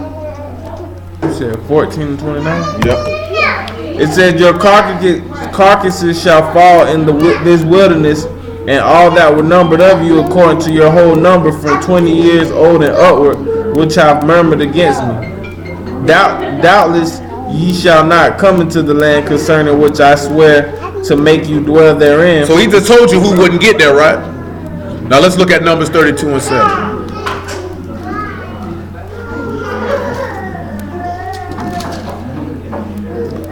It says, and therefore discourage ye the heart of the children of Yasharah from going over into the land which Yahuwah has given them. This did your fathers when I sent them from Kadesh Barnea to see the land. Yeah. For when they went into the valley of Eshcol and saw the land, they discouraged the heart of the children of Yasharah, Yeah. that they should not go into the land which Yahuwah had given them. Yeah. And Yahuwah's anger was kindled at the same time, and he swore, saying, surely none of the men which came out of Egypt from 20 years old upward shall see the land which I swear unto Abraham and unto Isaac and unto Jacob, Go ahead. because they have not wholly followed me. Go ahead. Save Caleb the son of Jephunneh and the Kenizzite, and Yahusha son of Nun, for they have wholly followed Yahuwah. So who got the kingdom? The children did. Now could them children been able to get that kingdom if they hadn't been immersed? Partook in the Passover and heard the word preached? Ain't no way they could have been able to take into it. Which takes us back to this. Let's go to Leviticus 27 now. And verse 1. And get you Acts chapter 19 on, actually Acts chapter 16 if I'm not mistaken. Get you a little note marker on that. And then 1 Corinthians chapter 7. And They talk about them keeping the Passover in the wilderness. not specifically. They kept it though. Yeah, I know. I was asking. But I was thinking about. He gave them the laws for it, so they kept it. Which means each child that was born in the wilderness got that lesson and got that, they were taught it. But let me finish that Matthew 18 though. Because the reason why they said is the children are not excluded. The master said, because what did he say? If you offend any of the what? Because that's just what he chose. DC, he ain't getting no explanation. Yeah, he ain't getting no explanation. He just said 20 and downward, and that was it. There were certain things where he mentioned 20 and upwards as far as war and other things. But when it came to the king, he didn't give no reason why it was 20 and down. No, I said 20 and up. We're not going to say it. I mean, it was 19 and down. You know what I'm So saying? if you were 20, you were too old. Can't get him. Children get the kingdom. Teenagers. That's why he tell you got to be born again and become as a what? A little child. Because if you walk around like them stubborn niggas, he gonna swear in their wrath you ain't getting in here. Come on, man. Finish that. Start at Matthew 18 and 1. I hope by now it's pretty much clear that the children have the right to the covenant immersion just as much as an adult does. It says that at the same time came the disciple to Yahusha, saying, who is greatest in the kingdom of Shamayim? And Yahusha called a little child unto him and set him in the midst of them, and said, verily I say unto you, except ye be converted and become as little children, ye shall not enter the kingdom of Shamayim. Whosoever therefore shall humble himself as this little child, the same is greatest in the kingdom of Shamayim. Was not Caleb and Yahushua seen to be the greatest in the kingdom at that particular time? Because they did something that the rest of the people did not do, and that was humble themselves under Yahuwah. Because the rest of them didn't do that. What is that same chapter? Is that where he say he gonna hang a millstone from the nigga's neck for a fit of them churn? If it is, sir, please read it. It's coming. Go ahead. It says, and whosoever shall receive such little child in my name receiveth me. He said, if you receive a little child in his name, you receive him. But whoso shall offend one of these little ones which believe in me, it were better for him at a millstone were hanged about his neck and that he would drown in the depths of the sea. So we have to, you know the reason why we have to stop believing that these kids can't believe in Hamashiach? Because they believe in these television shows and all this other stuff that we put in front of their face, and they understand it quite well. You know what I'm saying? So if you don't think that you can't cause them to understand their God and their Savior, then you just really what's the word I'm looking for? You really put your children at a disadvantage, and you really just don't believe that they're capable enough of understanding something of this magnitude, because in actuality the books say Hamashiach is simple. It's really simple. It's not hard. It's not difficult. Men make it difficult. Y'all, but the word I was looking for, we're underestimating the spiritual maturity and intelligence of these children. If they can understand Elmo, if they can understand Lamb Chop, if they can understand Barney and Blue Clues and Dora and all the rest of them, you better believe they can understand Yahusha. You got to believe they can understand that. If they can understand, if they can understand how to read an English alphabet, they could be able to understand how to read the Aleph and the Tav if you explain it to them. If we take the same diligence to explain them our God and our ways and our customs and the way of salvation, then the same way we take to explain to them how to count, how to read A, B, C, D, and E, F, G, then there will be no problem. It's not going to be no problem. The problem coming at is, are you living it, and are you diligent enough, and that truly rests in the man's lap. You know what I'm talking about? Ain't no man got no business pressing that off to no woman, talking about she ought to be teaching the children about God. That falls in the man's lap.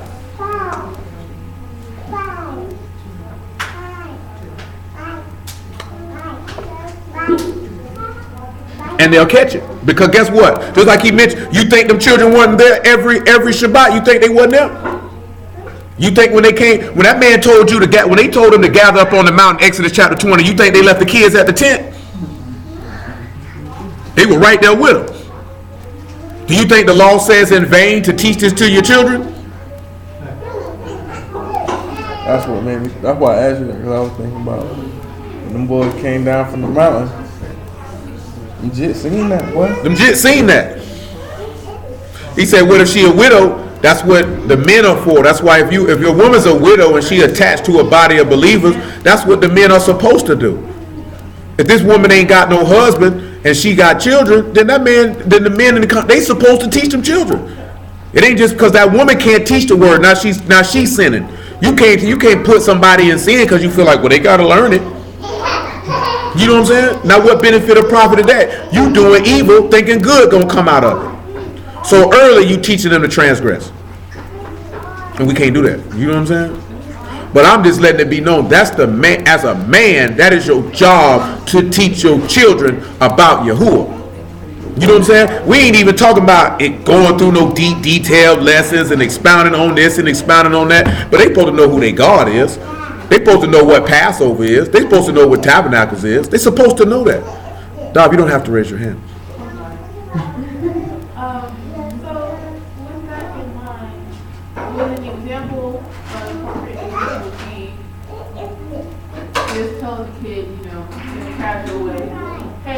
Don't do that, that's a sin. And then they say, well, what are you talking about? And then you can be like, check this chapter and verse. I mean, if you tell your child telling them it's a sin is a different thing.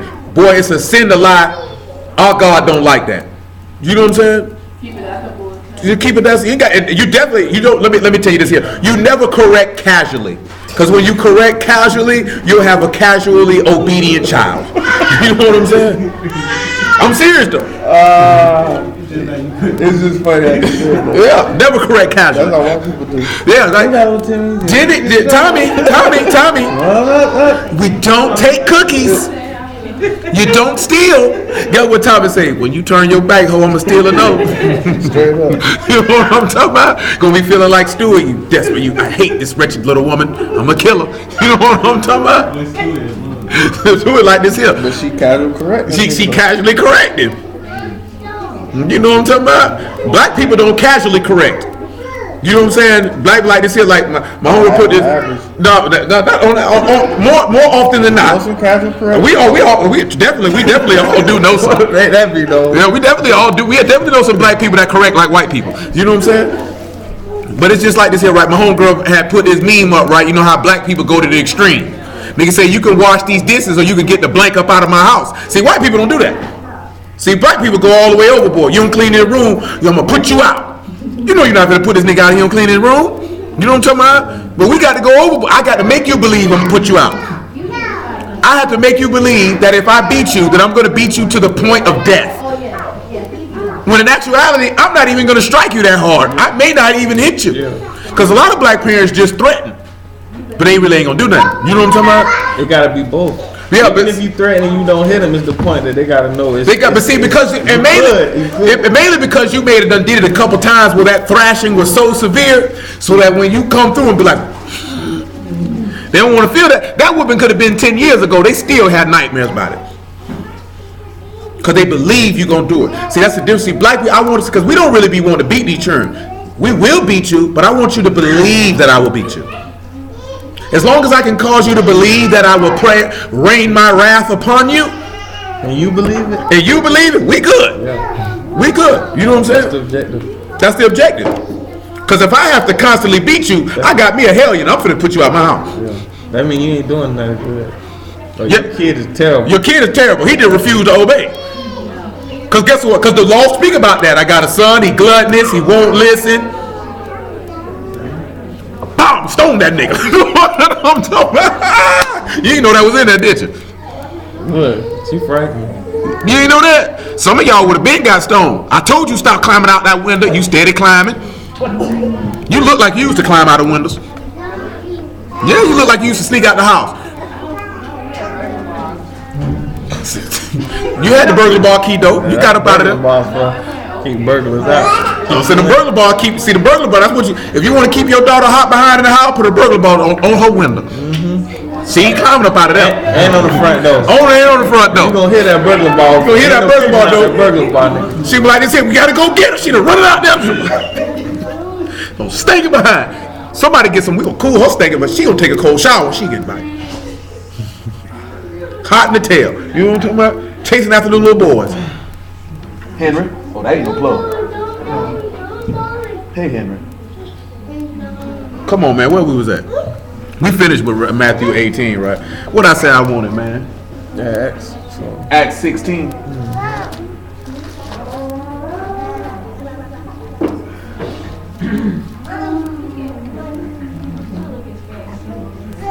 Are you slimming? You that Henry? You get a little height on him. You get a little son. He still got them rolls on his arm, though. It's gonna be muscle. I know it is, because that's a big boy. You seen it back? His back cut though. That ain't fat back. There ain't no fat on that back, boy. That back wide too. And you catch him on a good day, he walk like this. That fat back. He walk like this. Shoot, his stomach slimming down too. Yeah, all you gotta do is get a little height. That stomach going. He say like this here, boy. He gonna be a big boy. You know what's gonna end up happening too? The one thing I hate that nigga like to do, like when you tall and you young. Oh, he gonna play basketball, nigga. How you know I ain't want to be an astrophysicist? How you just gonna throw me on the basketball court? I ain't gonna do him like that. No, it don't got to be you. It be other people do it. Oh, he getting tall. He gonna play basketball later. They gonna look at Henry. He's a big boy. He gonna play football. He gonna be a linebacker. You know what I'm talking about? That's what nigga like to do though. You know what I'm talking about? Put him in a career. They gonna put. Yeah, they'll make me an athlete.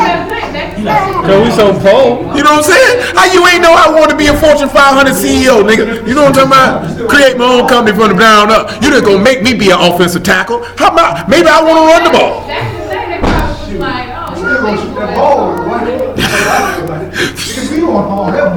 Shoot, you can't not one thing about it, boy. One thing about it, boy. Don't make no child do nothing they don't want to do. There's some slim around there because that's what you did. No, I ain't gonna do him like that. Cause boy, I done seen some niggas that played sports and they threw their kids in sports and they niggas hate. That's why Snoop Dogg's son quit playing for UCLA. He said he only played football cause his daddy, he had no desire to do it whatsoever, and he got a scholarship and all. I'd like to play golf, father. Hey, there's one thing about it though, you can't make a nigga be athletic. That nigga might have 2 left feet, but a brain the size of Texas. You can't be athletic if you ain't got it. Yeah, sometimes genes skip over niggas. Cause boy, you got some family where somebody is extremely smart and everybody is extremely stupid. Do you know what I'm talking about? Extremely. You know what I'm talking about? And you be like, and you sit around and look at it like your auntie smart, your uncles was smart. What happened to you, baby? And he just skipped it. Just couldn't get right. He just skipped it. He just couldn't get it together. He just been dumb forever. We can't do nothing with him, kid. He just don't know how to do nothing. You're right, bro. Everybody got that sort of person in their family. I don't know all my family. I know we got some, because I be looking at some of them who stay in another state, and I be like, boy, them niggas, they're crazy. It's the drugs, I believe, for some of them. Some of them just shoot. You just ain't get enough neurons in the embryo process. Come on, man. What is he doing?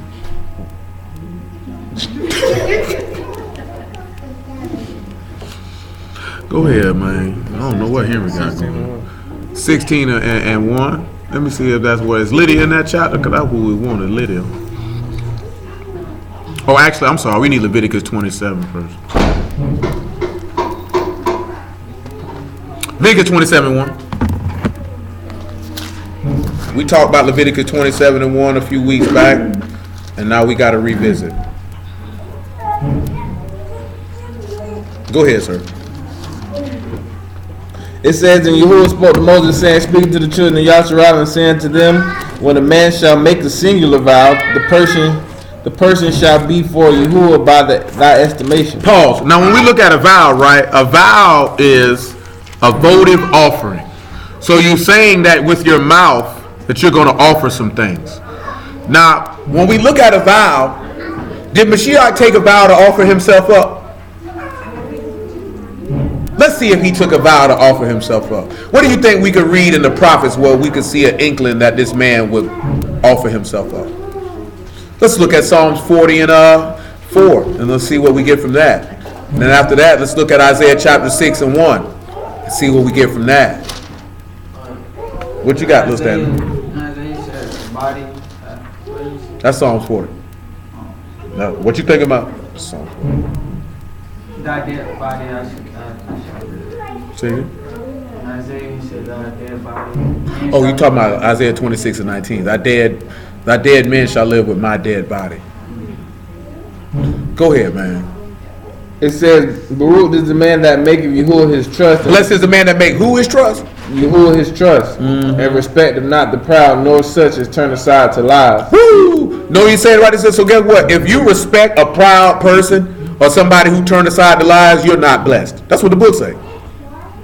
That's what I be meaning on. This book is very, very tight on a lot of, you know, it's a lot of niggas gonna go to hell because they respect proud niggas. Because they ain't gonna realize they're in violation of the word. But right there you would be in violation of the word, would you not? Go ahead.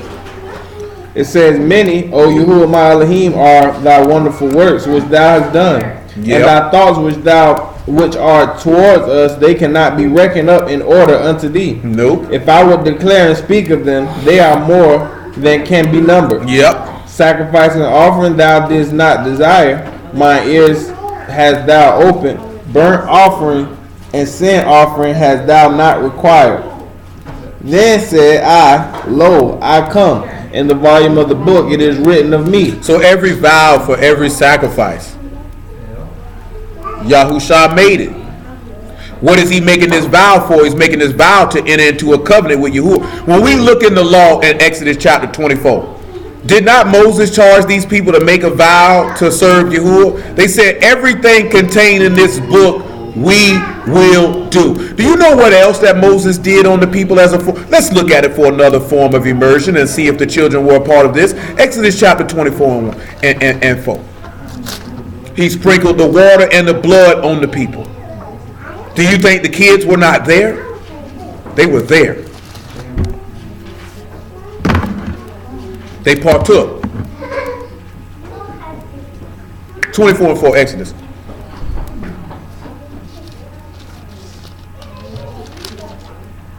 It says that Moses wrote all the words of Yahuwah and rose up early in the morning and built an altar under the hill and 12 pillars according to the 12 tribes of Yasharal. And he sent young men, the children. He said he rose up when?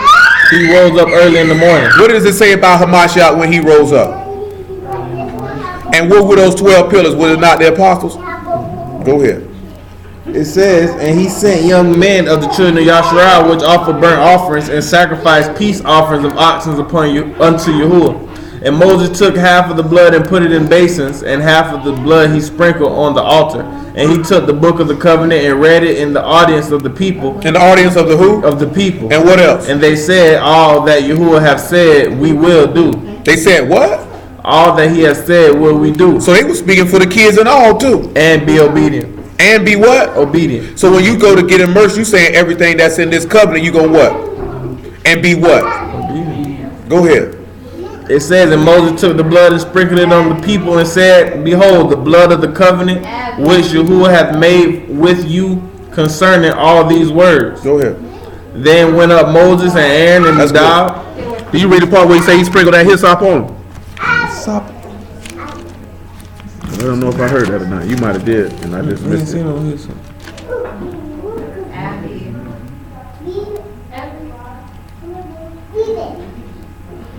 Go over to the Exodus. I mean, Hebrews chapter 9. No, I'm thinking about something else. Hebrews chapter 9, probably about verse 19. No, 16. I think that was in Hebrews where it said hyssop. Hebrews 9 and 15. It says, and for this cause he is the mediator of a new covenant, that by the means of death for the redemption of the transgressions that were under the first covenant, they which are called might receive the promise of eternal inheritance. For where the testament is, there must also of necessity be the death of the testament. For the testament is of the force after men are dead, otherwise it is of no strength at all while the testator liveth. Whereupon neither the first testament was dedicated without blood, for when Moses had spoken every precept to all the people according to the law, he took the blood of calves and of goats with water and scarlet wool and with water and scarlet wool and hyssop. And hyssop is a cleansing agent. And sprinkled both the book and all the people. So you notice he sprinkled the people with what? Blood and water. So take this what now? Swing us to John chapter 3 then. Swing it.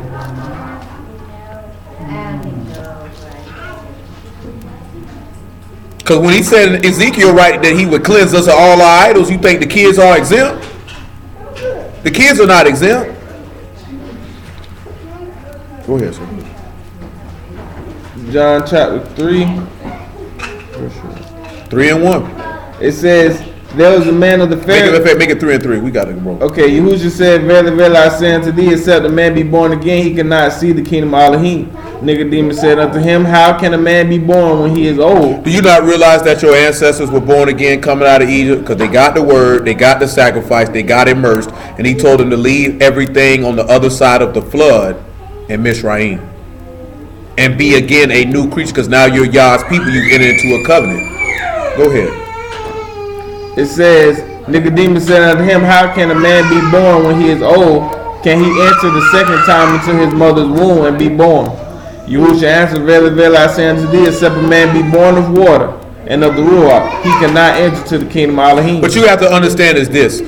Hebrews 9 and 14 tells us that Hamashiach offered himself by the eternal Ruach, and by his blood he purged our conscience from dead works. Your ancestors were baptized by the Ruach, or the word, and water to be born again coming up out of Mizraim. You know what I'm saying? He ain't telling you nothing that hadn't already been done that we can see in the law. Go ahead. He says, that which is born of the flesh is the flesh, and that which is born of the Ruach is Ruach. Because all them coming up out of Mizraim has supposed to have been born of Yahuwah. But of course we know that they couldn't be born of Yahuwah because they were carnal men. Go ahead. It says, marvel not that I said unto thee, ye must be born again. The wind bloweth where... So don't be amazed that he said you got to be born again, right? Don't be shocked. Leviticus 27 again.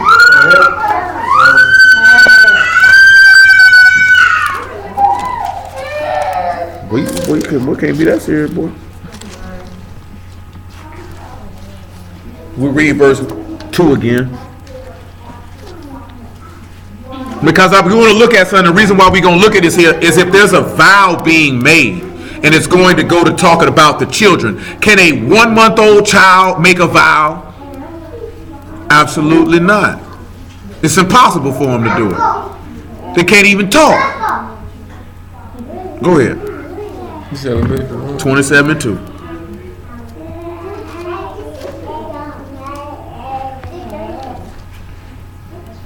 Speaking to the children of Yasharal and saying to them, when the man shall make a singular vow, the person shall be the person shall be for Yahuwah by thy estimation. So listen, he said, if anybody makes a vow, then that person is going to be for Yah, and Yah is going to order or estimate. If you remember when we talked about that, go ahead. Let's look at the age range. Let's see what it say. It said, thy estimation shall be of the male from 20 years old even unto 60 years old. Even thy estimation shall be 50 shekels of silver. After the shekel. So you got 20 to 60. What else you got? And if it be a female, then that estimation be 30 shekels. Guess what? We remember what we read last night. That in a Mashiach there's what? Neither bond nor free, nor Yahudim nor Greek, nor male nor female. But all who have been immersed into a Yahushua HaMashiach have put on Yahushua HaMashiach. Go ahead. It said, and if it be a female, then that estimation be 30 shekels. And if it be from 5 years old, even unto 20 years old, then that estimation shall be of the male. Notice he catching shekels. 5 to 20, male and female. Let's see what else he catch. And for the female 10.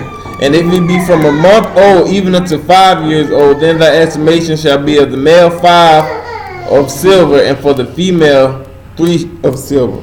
Mm-hmm. And it shall be from 60 years old and above. If it be a male, then that estimation shall be 15 shekels. So when he break it down from 1 month old to 5 to 5 to 20 to 20 to 60, he done caught every age range you could catch.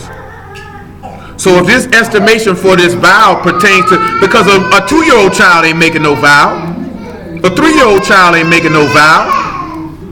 Now we also know, what does the book tell us about vows too? Let's look at Numbers chapter 30. Number 6, you thinking about a Nazarite vow. If a nigga take a Nazarite vow in 2017, the dumbest nigga walking the planet. Numbers 30 and 1. I just want y'all to hear what he say about, because I see dudes talking about, Hamashiach said not to swear. He said to swear by Yahuwah. Guess what? It's not a sin if you choose not to swear. Because all swearing is making an oath or a vow. That's all it is. They're mutually exclusive. Come on. It said, Moses spake unto the heads of the tribes concerning the children of Yasharal, saying, this is the thing which Yahuwah have commanded. Yep. If a man vow unto Yahuwah or swear an oath to bind his soul with a bond, he shall not break his word. He shall do according to all that proceedeth out of his mouth. Out of his mouth. If a woman also vow unto Yahuwah and bind herself by a bond, being in her father's house. I missed a verse, my bad. So listen what he say though. He say if you vow, you got to keep it.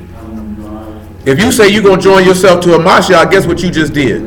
You did what your ancestors did in Exodus 24, and guess what you're going to have to do? You're going to have to keep it. Because if you don't keep it, guess what that ends up making you? A liar. Who wants to be seen as being a liar? I think I just read this verse earlier.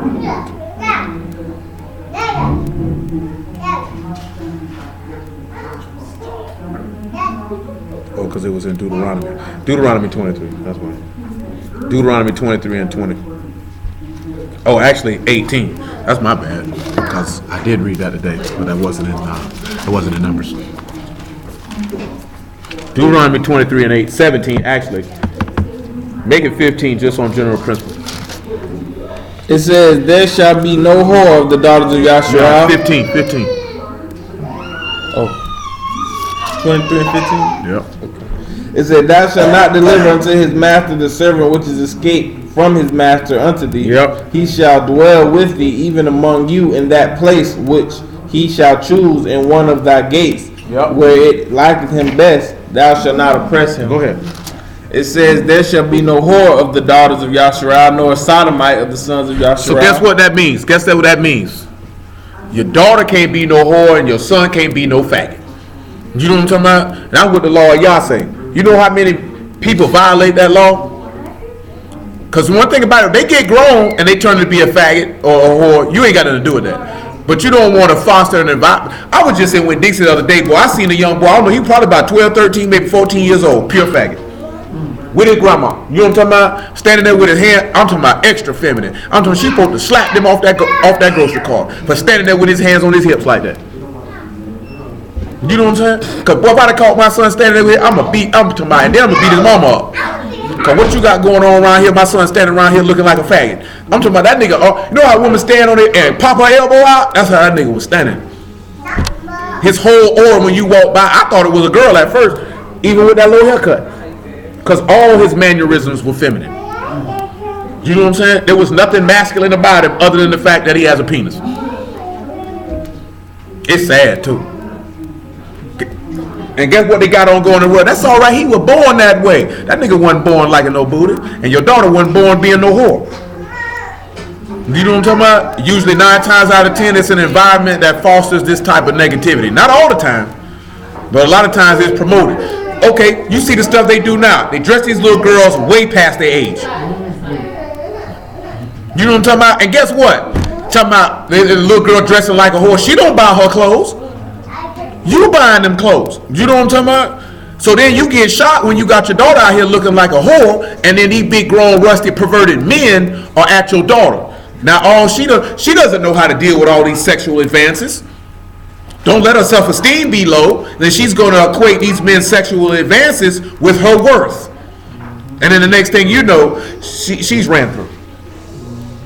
You know what's funny? I seen a meme the other day say niggas in the city know all the whores in the city except for their sister. How you know all the whores in the city but you don't know your sister one? You know what I'm talking about?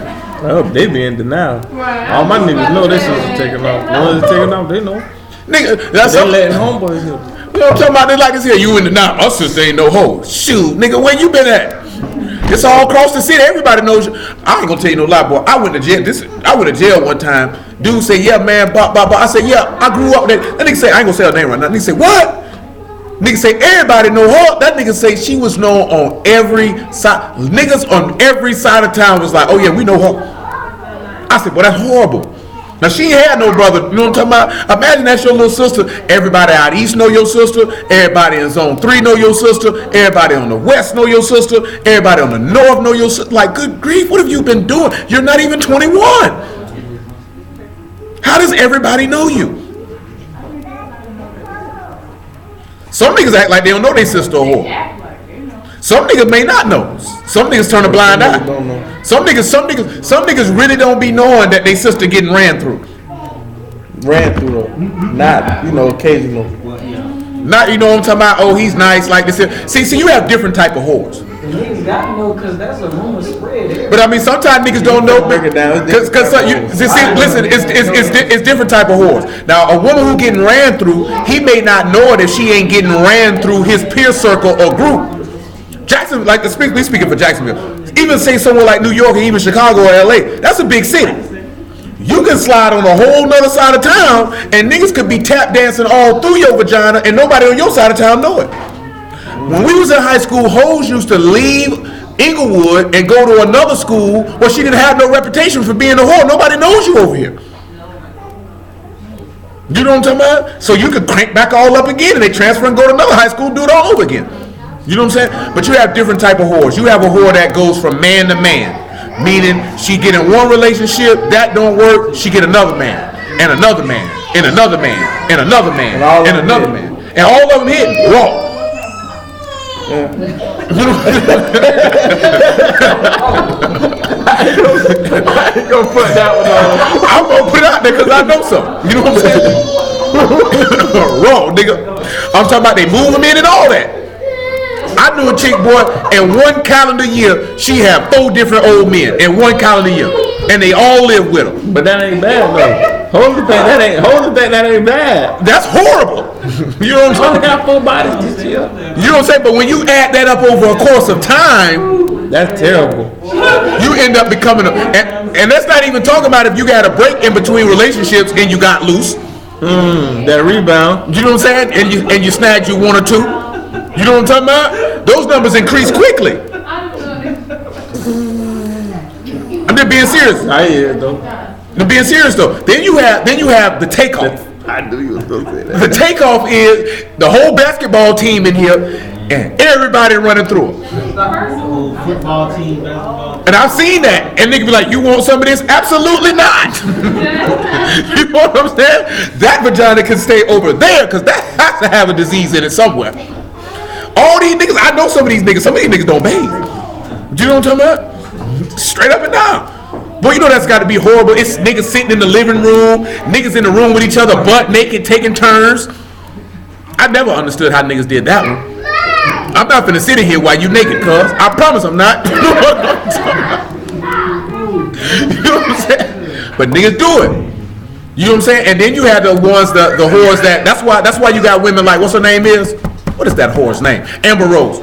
Let's say you can't be around here slut shaming and this, that, because nobody wants you to tell anybody that that's not proper behavior. It's not proper behavior for a man to do it.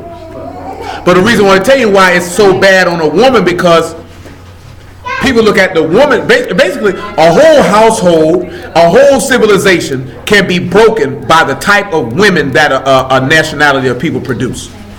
You know what I'm saying? Because if she's a good woman, that good woman to hold that man accountable. That good woman to push that man to do certain things. That good woman rears the children. You know what I'm talking about? And then the way she behaves also influences the mentality of the children. It influences what type of woman that the son may choose. It influences what type of woman that the daughter may become. You know what I'm talking about? And if those women are loose in the butt, it can throw off the whole nation. You know what I'm saying? That's why people to a certain point are in the point that we in now. You know what I'm saying? Because the women way over here and the men way over here, and then the men, because sitting back looking at their woman, feel like they don't have to respect or value their woman because she carry herself in a certain conduct, so they feel like I don't have to do that. Because a man will respect a woman if she gives him something to respect, if you force him to do it. You know what I'm saying? And this man know that you respect yourself, but this $2 hole over here will let me knock her down for a Popeye chicken box. He ain't paying you no attention. Yeah, these hoes out here getting it loose for a Popeye chicken box. You ain't see that line after the storm? I'm not about to play with him. Somebody was getting freaky for one of them boxes. But It's a rainy day. it's a rainy day. But these hoes out here taking off for a blunt, know the weather. for an ecstasy pill. Gotta know the weather. You know what I'm talking about? If a woman around here whoring herself out behind conversation, you think she ain't gonna do it for a chicken box? Shoot, these hoes out here tricking for $10. Hoes on back page talking about you right here. You talking about I'm a model. You're not no model. You're a whore. I'm a foot model. You know what I'm saying? See, with men you got different type of whore. See, you have a man whore who does this. He ain't got no money. He ain't got no job. He has no ambitions, but he feel like he can sling penis pretty good. So he go from house to house, whoring with different women, so he can have somewhere to live. Somebody feed him and clothe him. Do you know what I'm saying? Huh? Yeah, you got men that do that. That all he got to bring to the table is his penis, and he might eat some groceries and eat some vagina pretty well. And that's all he gonna hold it down. He feel like I can get a 6 to 12 month run out of that. But they do it though, cause you got some niggas sit in the house. What that nigga say? I'm tired of sitting at do dirty house playing Madden all day. You got niggas who live like that. That's their life. They old lady go to work. They stay at the house and play Madden all day, and they feel like long as I pipe her down, she ain't going nowhere. And then the woman be like this here. Well, he got some potential, but in all actuality, I just like the way he just make me feel in between my legs. That's why I keep him around. I ain't take out the trash. Nigga said you been here all day. You could at least watch the cereal bowl you left in here, nigga. No, he knows something before he took out the trash.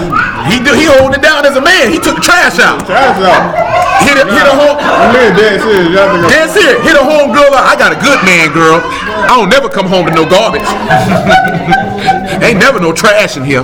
He always take the trash out. He say, what else he do? Shoot, he sling a good one. shit, she straight. She happy. Better she paying the bills, she bringing in the money. Then you got men who hold like, I got money, so they feel like children. You can yah that somewhere else. Hold that down. Then you got men who like this. They feel like because they have money or status, that they can sleep with whoever they want to sleep with. Yeah, that's a lot of niggas. You know what I'm saying? Then you got the most despicable type of whore. The nigga that hangs out at the Rosa Parks bus terminal in the high school to sleep with young girls. The Pied Piper. The Pied Piper. Chester. He say she legal because the law say 16. You know Chester's the nastiest one. He the nastiest whore. Cause I know niggas who do that. Or then you got a different type of whore. Niggas look like fat hoes. Try to prey on women who got low self-esteem. It ain't just fat girls with low self. I know it, but they the best. They the main ones though. They're the main one they shoot at. Cause guess what though? Yeah, there is, bro. I forgot his name. He's from the Ville. Yeah, I know. That's who they shoot at. The reason being because they feel like. Now I'm not saying this is correct in every instance. But a nigga look like a woman who overweight. They feel like as long as I tell her certain things and give her some penis, that she'll buy me this and she'll do this and she'll do that while he's sleeping with other type of women. Cause some dudes just be looking for a sponsor. Somebody who gonna be their mama again in their second childhood. You know what I'm talking about? Cause they graduated from their first childhood, then they get grown and they feel like I gotta find another mama. That's why you can notice a little boy or a man whore because he won't like it if his woman try to hold him accountable or motivate him or push him to be a better version of himself. He won't like it. You know what I'm saying? And it's consequences with a woman because if a woman been whoring for a little while and she don't love herself and a man tries to love her, she gonna look at him like he's stupid because she wondering, why do you love me? I'm not worthy to be loved. Because at the end of the day, people who participate in that activity is either wicked or they don't really love themselves. So they feel like this is how they gonna get the love and validation that they seeking by having different sex partners. You know what I'm saying? And he told her we put that. Some women do have daddy issues, and you have dudes who prey on that because some women mess with a whole bunch of different men looking for the love that they didn't get from their daddy. I feel like that was the first one, the one who go from relationship to relationship. She don't want to be a hoe. She wants somebody. She wants a man. That's it. Because she doesn't look at herself as being a whore because she's in a relationship. Yeah, and she not gonna be sliding on bro. She gonna hold him down. You know what I'm saying? See, you got a woman who like, oh, she met a random dude at the club. She let him hit. She met a dude, talked to him a couple times, told him come through the house, bring some weed and some liquor. She let him hit. But then you got the chick who, oh, I was with this guy for a year, we broke up, and 3 weeks later I had a new nigga. Yeah, she don't like to be alone. Because she don't want to be alone. But in actuality, she's turned. Another way, in a contemporary sense, where we turn our women into whores is that you tell them to get with somebody, have sex with them, move them in, play house, and not get married. You still turn into a whore. You still turn it, because sometimes being a whore has nothing to do with multiple sex partners. Because remember, he said you played the whore in your father's house if you were found not to be a virgin when he betrothed you to a man. Because you participated in an illicit activity. That's the biggest way how women get turned into whores. And the worst part about it is that 9 times out of 10, they're taught to move the man into their house and not the man to move you into his. And then that throws off the balance of the whole household because this woman feel like this my house, it's in my name. That be them single mothers though. But some women ain't got no kids. Everybody who move, it's some women who move a nigga in their house and she ain't had no kids. No, I'm talking about like these single mothers teach these like daughters like, as long as you got something to bring to the table, you don't want to mess over a good man because he ain't got this, that, and the third. Shoot, some of them. I done heard women say this. You know what I'm saying? I know that's what I'm saying. That's what I'm saying. Some women just they've been a strong woman and they've been selling for. You know what I'm saying? A lot of times a woman, she been on her own for so long, she won't even allow a man to do nothing for her. She won't even have the ability to let that go and realize you ain't got to do this here. This nigga gonna do it for you.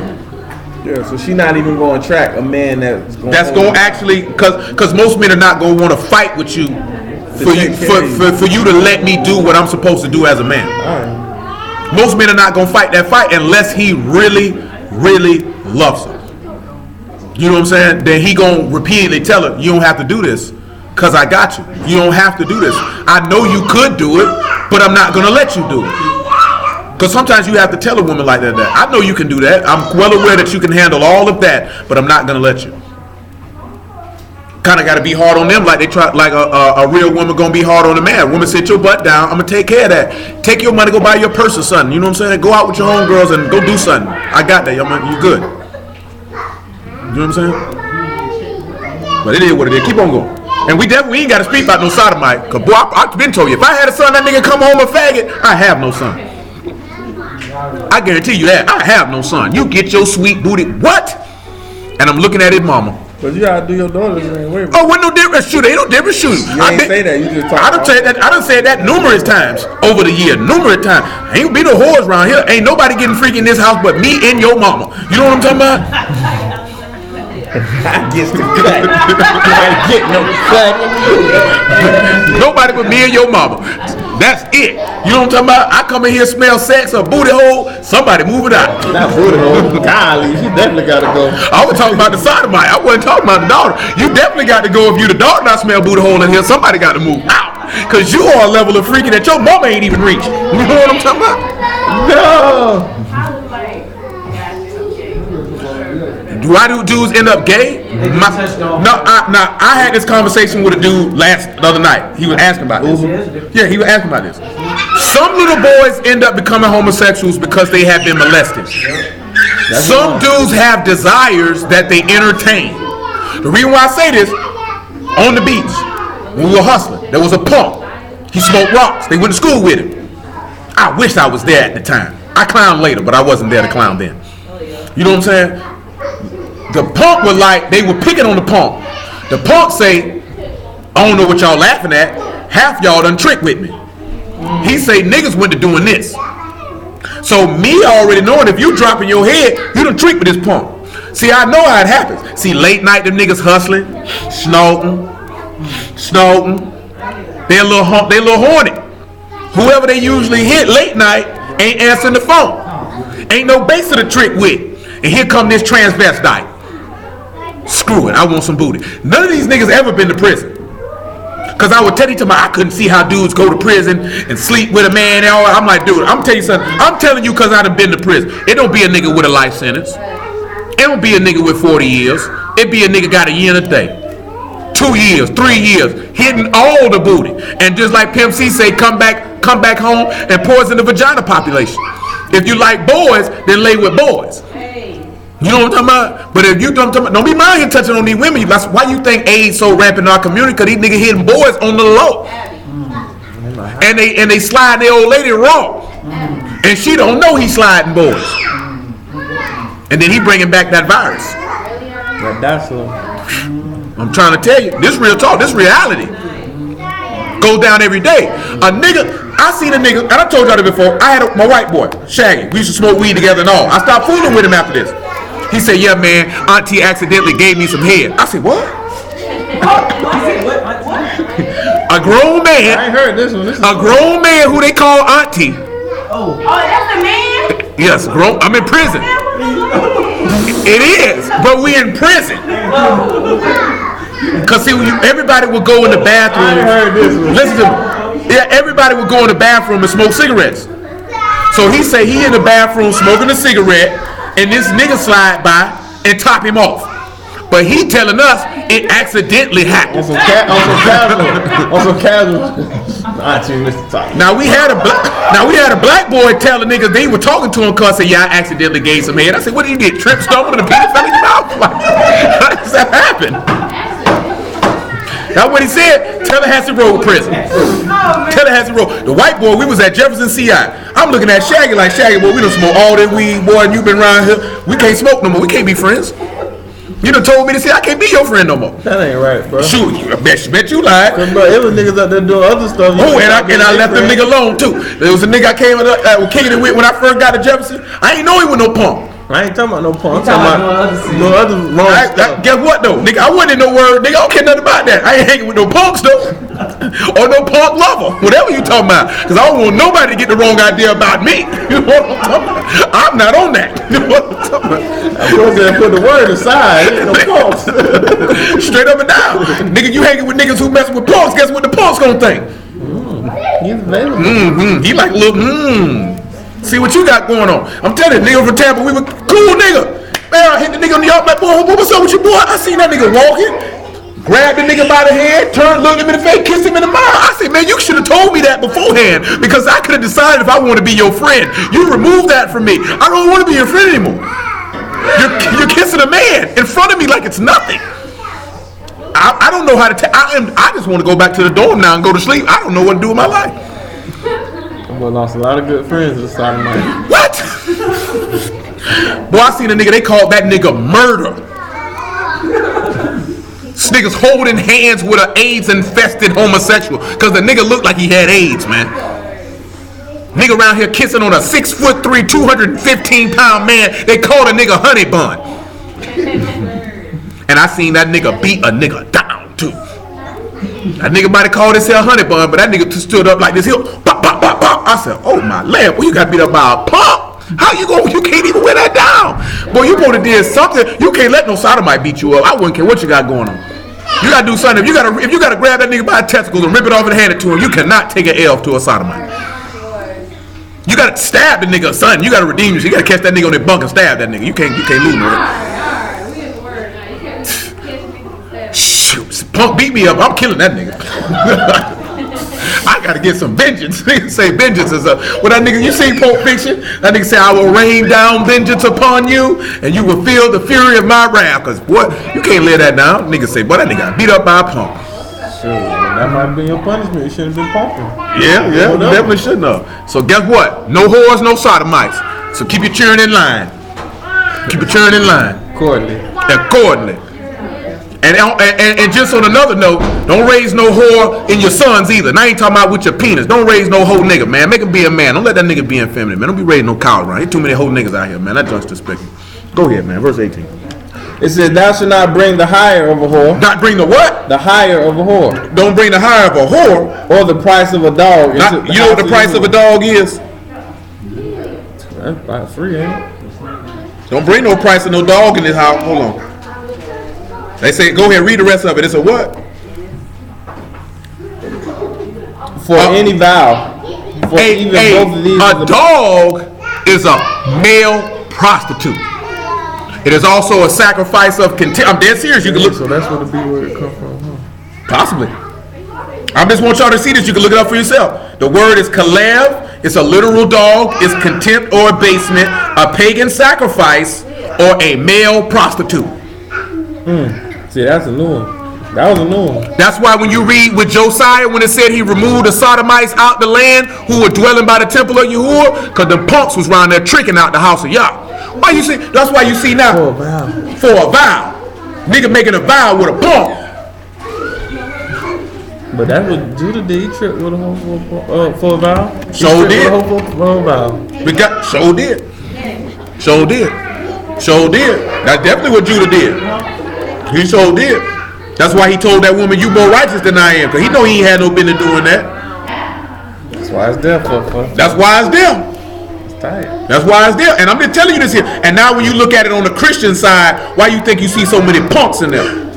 But on the Hebrew side, I believe a lot of them boy punks. The reason why I believe a lot of them boy punks, because they talk too bad about women. You know what I'm saying? If you love women, you might speak on them, but they go too hard though. That stinking nigger woman this and the nigger woman that, and oh, you like niggas, boy. You like niggas. You know what I'm saying? Because I can't see no man who love women just talk so badly and in a contempting fashion about women. And you don't ever see these niggas with a woman. They always with dudes. And that's they lying too. That's right, because somebody getting right, all right. Come on. I said it. I don't care who don't like it. I think you niggas gay. That's right. That's right. Nigga always talking bad about women, and you don't never see him with a woman. Some of y'all had somebody y'all went to school with, you wondered about. That nigga, I ain't never seen that nigga with no girl. And guess what happened a year later? He was a punk. That's another reason why homosexuality is rampant in our community too, because black women stamp it. Heck yeah, you right. They just loving that. They be like, come through. I do that. Yeah, absolutely suspect. Black women stamp it. If black women would support these silly niggas dressing up like women in these videos, these niggas stop doing it. It's the same women if women stop being a whore. Niggas won't stop. They'll treat you like a lady. If there's somebody to entertain anything, somebody will do it. If you enable somebody in the behavior, they will do it. But you definitely got to look at a nigga don't like to be around no women. Nigga don't like you don't never see the nigga with a woman? You ain't never heard about a nigga with a woman? Oh, that nigga like boys. Unless he done told you I took a vow of celibacy. I don't know too many people done did that. I just want to focus on my studies. Like that in school. Yeah, indeed. Come on, we got to roll, man. It's 5:15. All right, say you should not hire of a whore or the price of a dog into the house of Yahuwah thy Elohim for any vow, for even both these are an abomination to Yahuwah thy Elohim. Thou shalt not lend upon usury to thy brother, usury of money, usury of victuals, usury of anything that is lent upon usury. You can't charge interest to anybody that's your brother. Go ahead. It says, upon a stranger thou mayest lend upon usury, but unto thy brother thou shalt not lend upon usury. Anybody who in the word, you can't tax him no interest now. Come on. That Yahuwah thy Elohim may bless thee in all that thou settest thy hand to in the land whither thou goest possess. Come on. When thou shalt vow a vow unto listen to him now. Listen to what he say now. Hey, Henry, you all right, man? You all right? Go ahead. It says, thou shalt not slack to No, pay. read the topic from the top, because Henry would kind of lie. It says, when thou vow a vow unto Yahuwah thy Elohim, thou shalt not slack to pay. When you make a vow to Yah, you better pay it. Go ahead.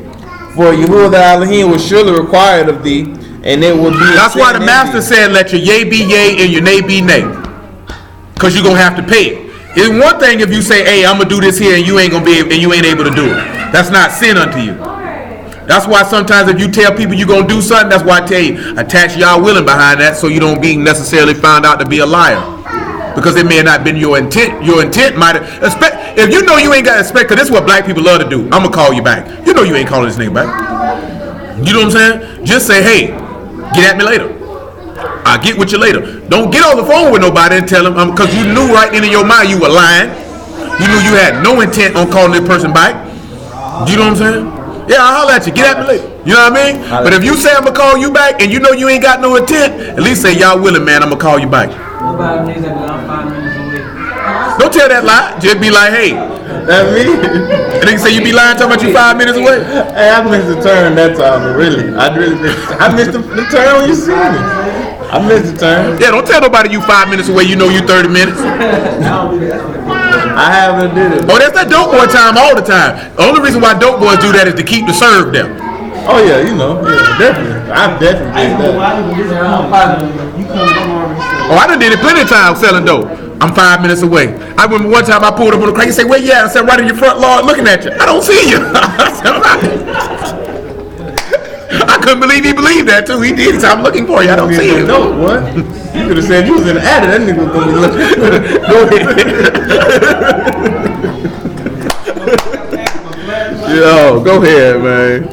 It say, but thou shalt not forbear to vow, it shall be no So he sin. said, if you choose not to make a vow, it's not a sin. So basically telling you, you don't have to. Now you see why the master said what he said. The law back it up. Does not the law say that? Backs it up. Go ahead. Listen to the next thing he said though. Listen what he say.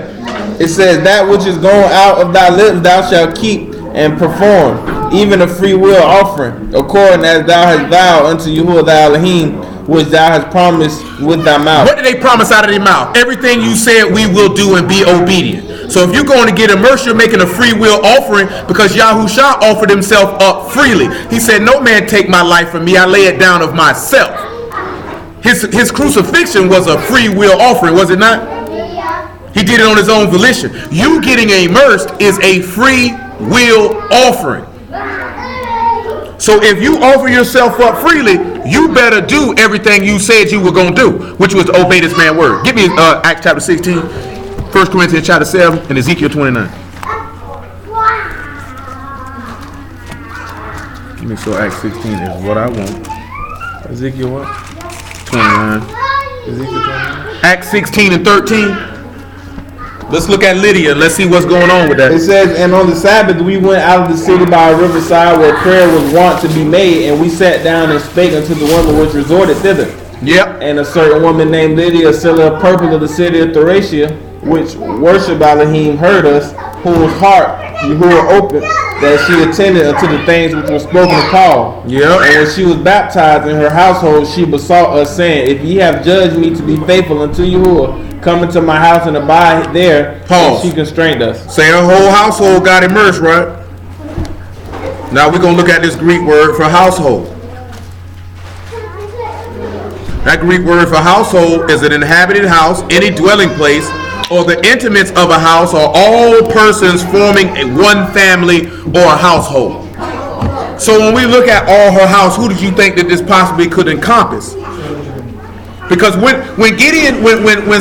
Yah approached Saul and Gideon and even David, what's the first thing they said out their mouth? Gideon stated that I'm the least in my father's house. Saul stated, I'm the least in my father's house. Even David said, I'm the youngest in my father's house. So when you look at that household, because it said intimate family. When you look at household, who does the law say your household is? Because we talked about that when we were dealing with priests. Who the only people a priest can defile himself for when they dead? His household. His children or his parents. Because his wife was excluded. And brother and sister too, though. And his children. You know what I'm talking about? So when you look at her whole household was immersed, we could take that could include her children, that could include her parents, that could include her siblings, because it doesn't specify. That's the same thing with With who? that's the same thing with that the whole household was saved and the law. Oh, Rahab. That's the thing. Rahab. Whole household was saved. Everybody who dwelt there. You know what I'm saying? Whether there were children in that household, it does not say. But if they were saved. Let's look at 1 Corinthians chapter 7. Probably about verse 5.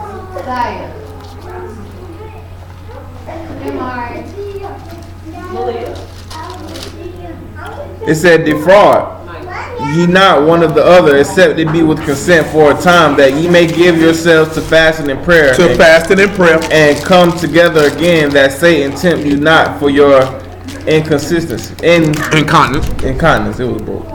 It said, I speak this by permission and not of commandment, for I would that all men were even as I Notice what he myself. said. He's saying, when he said that, he's stating his opinion. Go ahead. But every man hath his proper gift of Elohim, one after this manner and another after that. I say therefore to the unmarried and widows, it is good for them if they abide even as I. Go ahead. But if they cannot contain, let them marry, for it is better to marry than to burn. Go ahead. For unto the married I command, yet not I, but the master, let not the wife depart from her husband. Notice what he said? He said, I don't command this. Yahuwah do. Go ahead. But if she depart, let her remain unmarried or reconciled to her husband, and let not the husband put away his wife. But to the rest I speak I not, Yahuwah, if any brother have a wife that believe not, and she be pleased to dwell with him, let him not put her away. This is telling you, if you are married, not you talking to somebody, you married, and your husband don't believe, and you want to stay there, he say, well, stay there. Go ahead.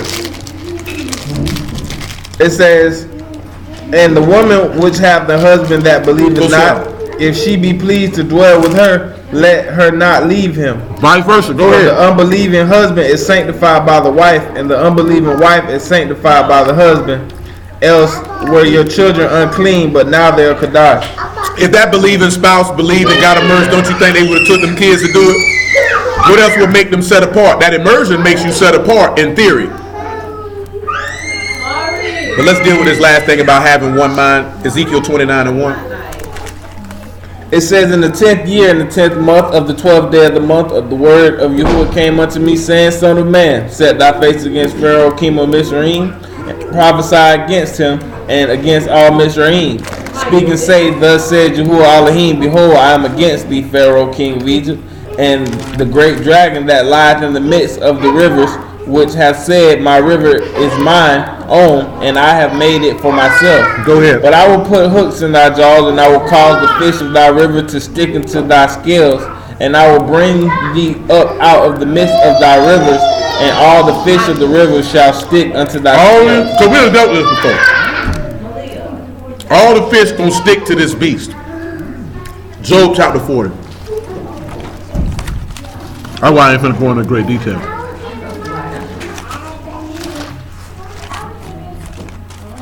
About 12. It says, look on everyone that is proud, and bring them low, and tread down the wicked in their place. Back to 15, actually. It says, behold now, Bethemoth, which I made with thee, he eating grass as an ox. Lo now, his strength is in his loins, and his force is in thy navel of his belly. He moveth his tail like a cedar, the sinews of his stones are wrapped together. No, we say that they wrap together. Because see, when you get immersed in the Mashiach, you together. Psalms 133 and 1. That still might not be what I would do.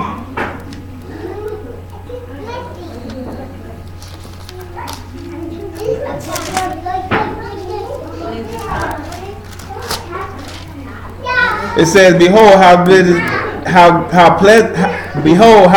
and how pleasant it is for brethren to dwell together in unity. And what? In unity. Go ahead. It is like the precious ointment upon the head that ran down upon the beard, even Aaron's beard that went down to the skirts of his garment.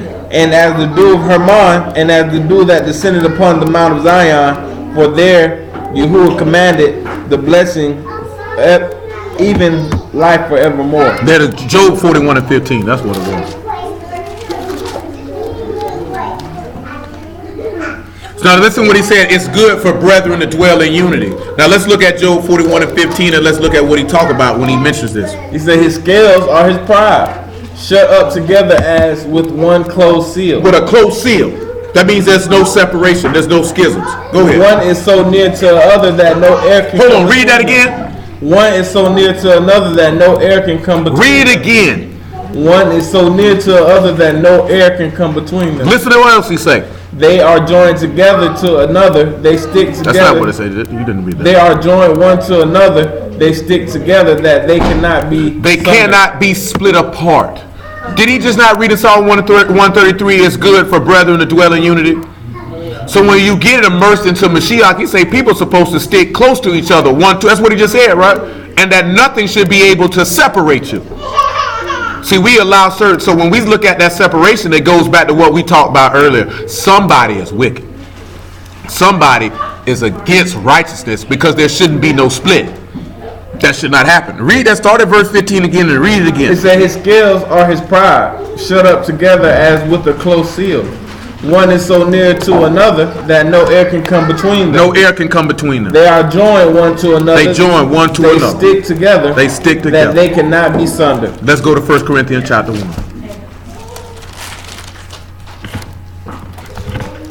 1 Corinthians chapter 1 and verse 10. It says, now I beseech you, brethren, by the name of our Master Yahushua Mashiach, that ye all speak the same thing. Have the same mind. That Go there ahead. be no divisions among you. That you be what? There be no divisions among you. And what else? But that ye be perfectly joined together. And what? In the same mind and the same judgment. Now get me, what is that? Ezekiel chapter 11 and verse 18. Hold 1 Corinthians chapter 1 though. It says, and they shall come thither, and they shall take away all the detestable things thereof, and all the abominations thereof from thence. Yes, sir. And I will give them one heart. Give them one what? One heart. And what else? And I will put a new ruach within you, and I will take the stony heart of their flesh, and I will give them a heart of flesh. Paul, you know in Acts, you can go back to 1 Corinthians chapter 1. You know in Acts chapter 2 it said they all went together as one man, fellowshipping together, having one heart towards each other. The only way the adversary can get in is because people don't stick close one to another. That's why I mentioned earlier, like people really choose to stick close to who they want to stick close to. A lot of times people stick close to people who they feel like will go along with whatever they got going on. You know what I'm saying? Some people don't want to stick close to nobody. But when divisions and schisms usually come through, let's look at verse 11. Let's see why they come through. 1 Corinthians chapter 1, verse 11. Let's see why schisms happen. Go ahead. For it has been declared unto me of you, my brethren, by them which are the house of Cleo, that there are contentions among you. He said that there's contentions among you. He said that's what been told to me. What else? Now this I say, that every one of you saith, I am of Paul, and I am of Apollos, and I am of Cephas, and I am of the Mashiach. Is the Mashiach divided? Was Paul crucified for you, or were you baptized in the name of Paul? Go ahead. I thank Elohim that I baptized none of you, but Crispus and Gaius. Let any should say that I baptized in my Paul own was name. saying that dudes were getting immersed and feeling like, oh, I'm of such and such, I'm of such and such, I'm of such and such, like you see dudes do now. You know what I'm saying? Which is what causes a division, because the division's coming in at nigga feel like I gotta follow behind this person. Now he was mentioning certain people's names. He wasn't saying that these people were promoting this, that Cephas was doing it, or Barnabas was doing it. You know what I'm talking about? But you got men in these times, they want people to follow after them. Because it's not really about the people. Niggas is arrogant, niggas is pride, niggas got low self-esteem, and niggas feel the need to, I need to be the man. Look at me, look how righteous I am. Like the master said, you just want the praise in the marketplaces. Rabbi, you wicked bastard Jew. You know what I'm saying? And what will you do to be able to get that spot? Tear down a righteous person's name so you can get it. That's what these counts doing. That's all they do. Come on, keep going. It says, and I baptized also the household of Stephanus. Besides, I know not whether I baptized any other. For Mashiach sent me not to baptize, but to preach the gospel. And guess what? If he baptized the household of Stephanus, don't you think that might have contained his children? If he had any? Go ahead. It says, not the wisdom of words, lest the stake of Mashiach should be made of none effect. You didn't read the first part of 17, sir. I said, for the Mashiach sent me not to baptize, but to preach the gospel. Not with wisdom of words, lest the stake of Mashiach should be made of none effect. Go ahead. For the preaching of the stake is to them that perish foolishness. But unto us which are saved, it is the power of When God. we're dealing with that, that's what we're dealing with, is that self-denial. Because now we're running short on time, right? So when you look at, say, sit down, Elizabeth. So when we look at, say, 1 Peter chapter 4, or Philippians chapter 2, when it tell you, let this mind be in you, the same mind that was in Mashiach. How he humbled himself and became obedient. Or how it says in 1 Peter 4, how he suffered in the flesh to cease from sin. Because if you got the same mind and the same judgment, just like the book said, everybody's supposed to be thinking the same, operating the same as forth as the word is concerned. That's why I say it is a rare thing when you run across somebody who thinks the same way that you think. You know what I'm saying? Because usually if they think, you get along better. But see what ends up where he say these divisions and these strife and contentions are coming. Get 1 Corinthians chapter 3 verse 1. The strife and contentions coming in because dudes don't have the mind of Mashiach. They have a carnal mind. And if they have a carnal mind, we know they wicked. And that they are basically an enemy of Elohim. They're disagreeable. Go ahead, 1 Corinthians 3 and 1. And our brethren could not speak unto you as unto spiritual, but as unto carnal, even unto babes in the Mashiach. I have fed you with milk and not with meat, for hereunto ye were not able to bear it. So he can't even give it to you. Neither yet now are ye able. For ye are not yet carnal, for whereas there is among you envying. There's among you what? Envying. And what else? And strife. And what else? And division. That is not of Elohim. That's disagreeable. If there's envy and strife and division, don't that line up with Genesis 3 with the enmity between the woman's seed and the serpent's seed? That's horrible. Romans 6 and 1, and we could call it a day.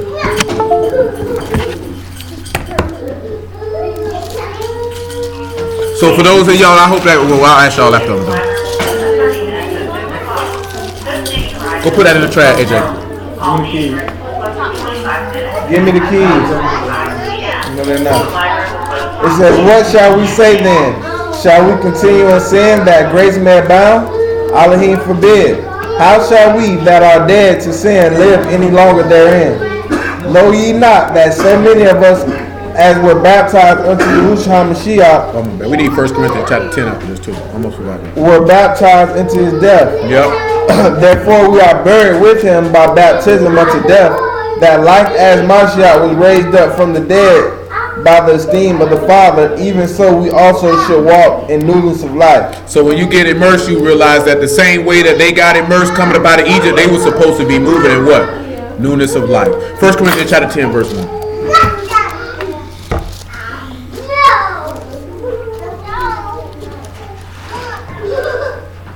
It says, moreover, brethren, I would not that ye should be ignorant how that all our fathers were passed through the cloud, and all passed through the sea, and were all baptized unto Moses in the cloud in the sea, and did all eat the same spiritual meat, and did all drink the same spiritual drink, for they drank of that spiritual rock that followed them, and that rock was Mashiach. So don't we see the same thing of what he's saying, that they got baptized and we established out the law, that that's what occurred, correct? So hallelujah for Yahushua in the word. We start right. Does everybody understand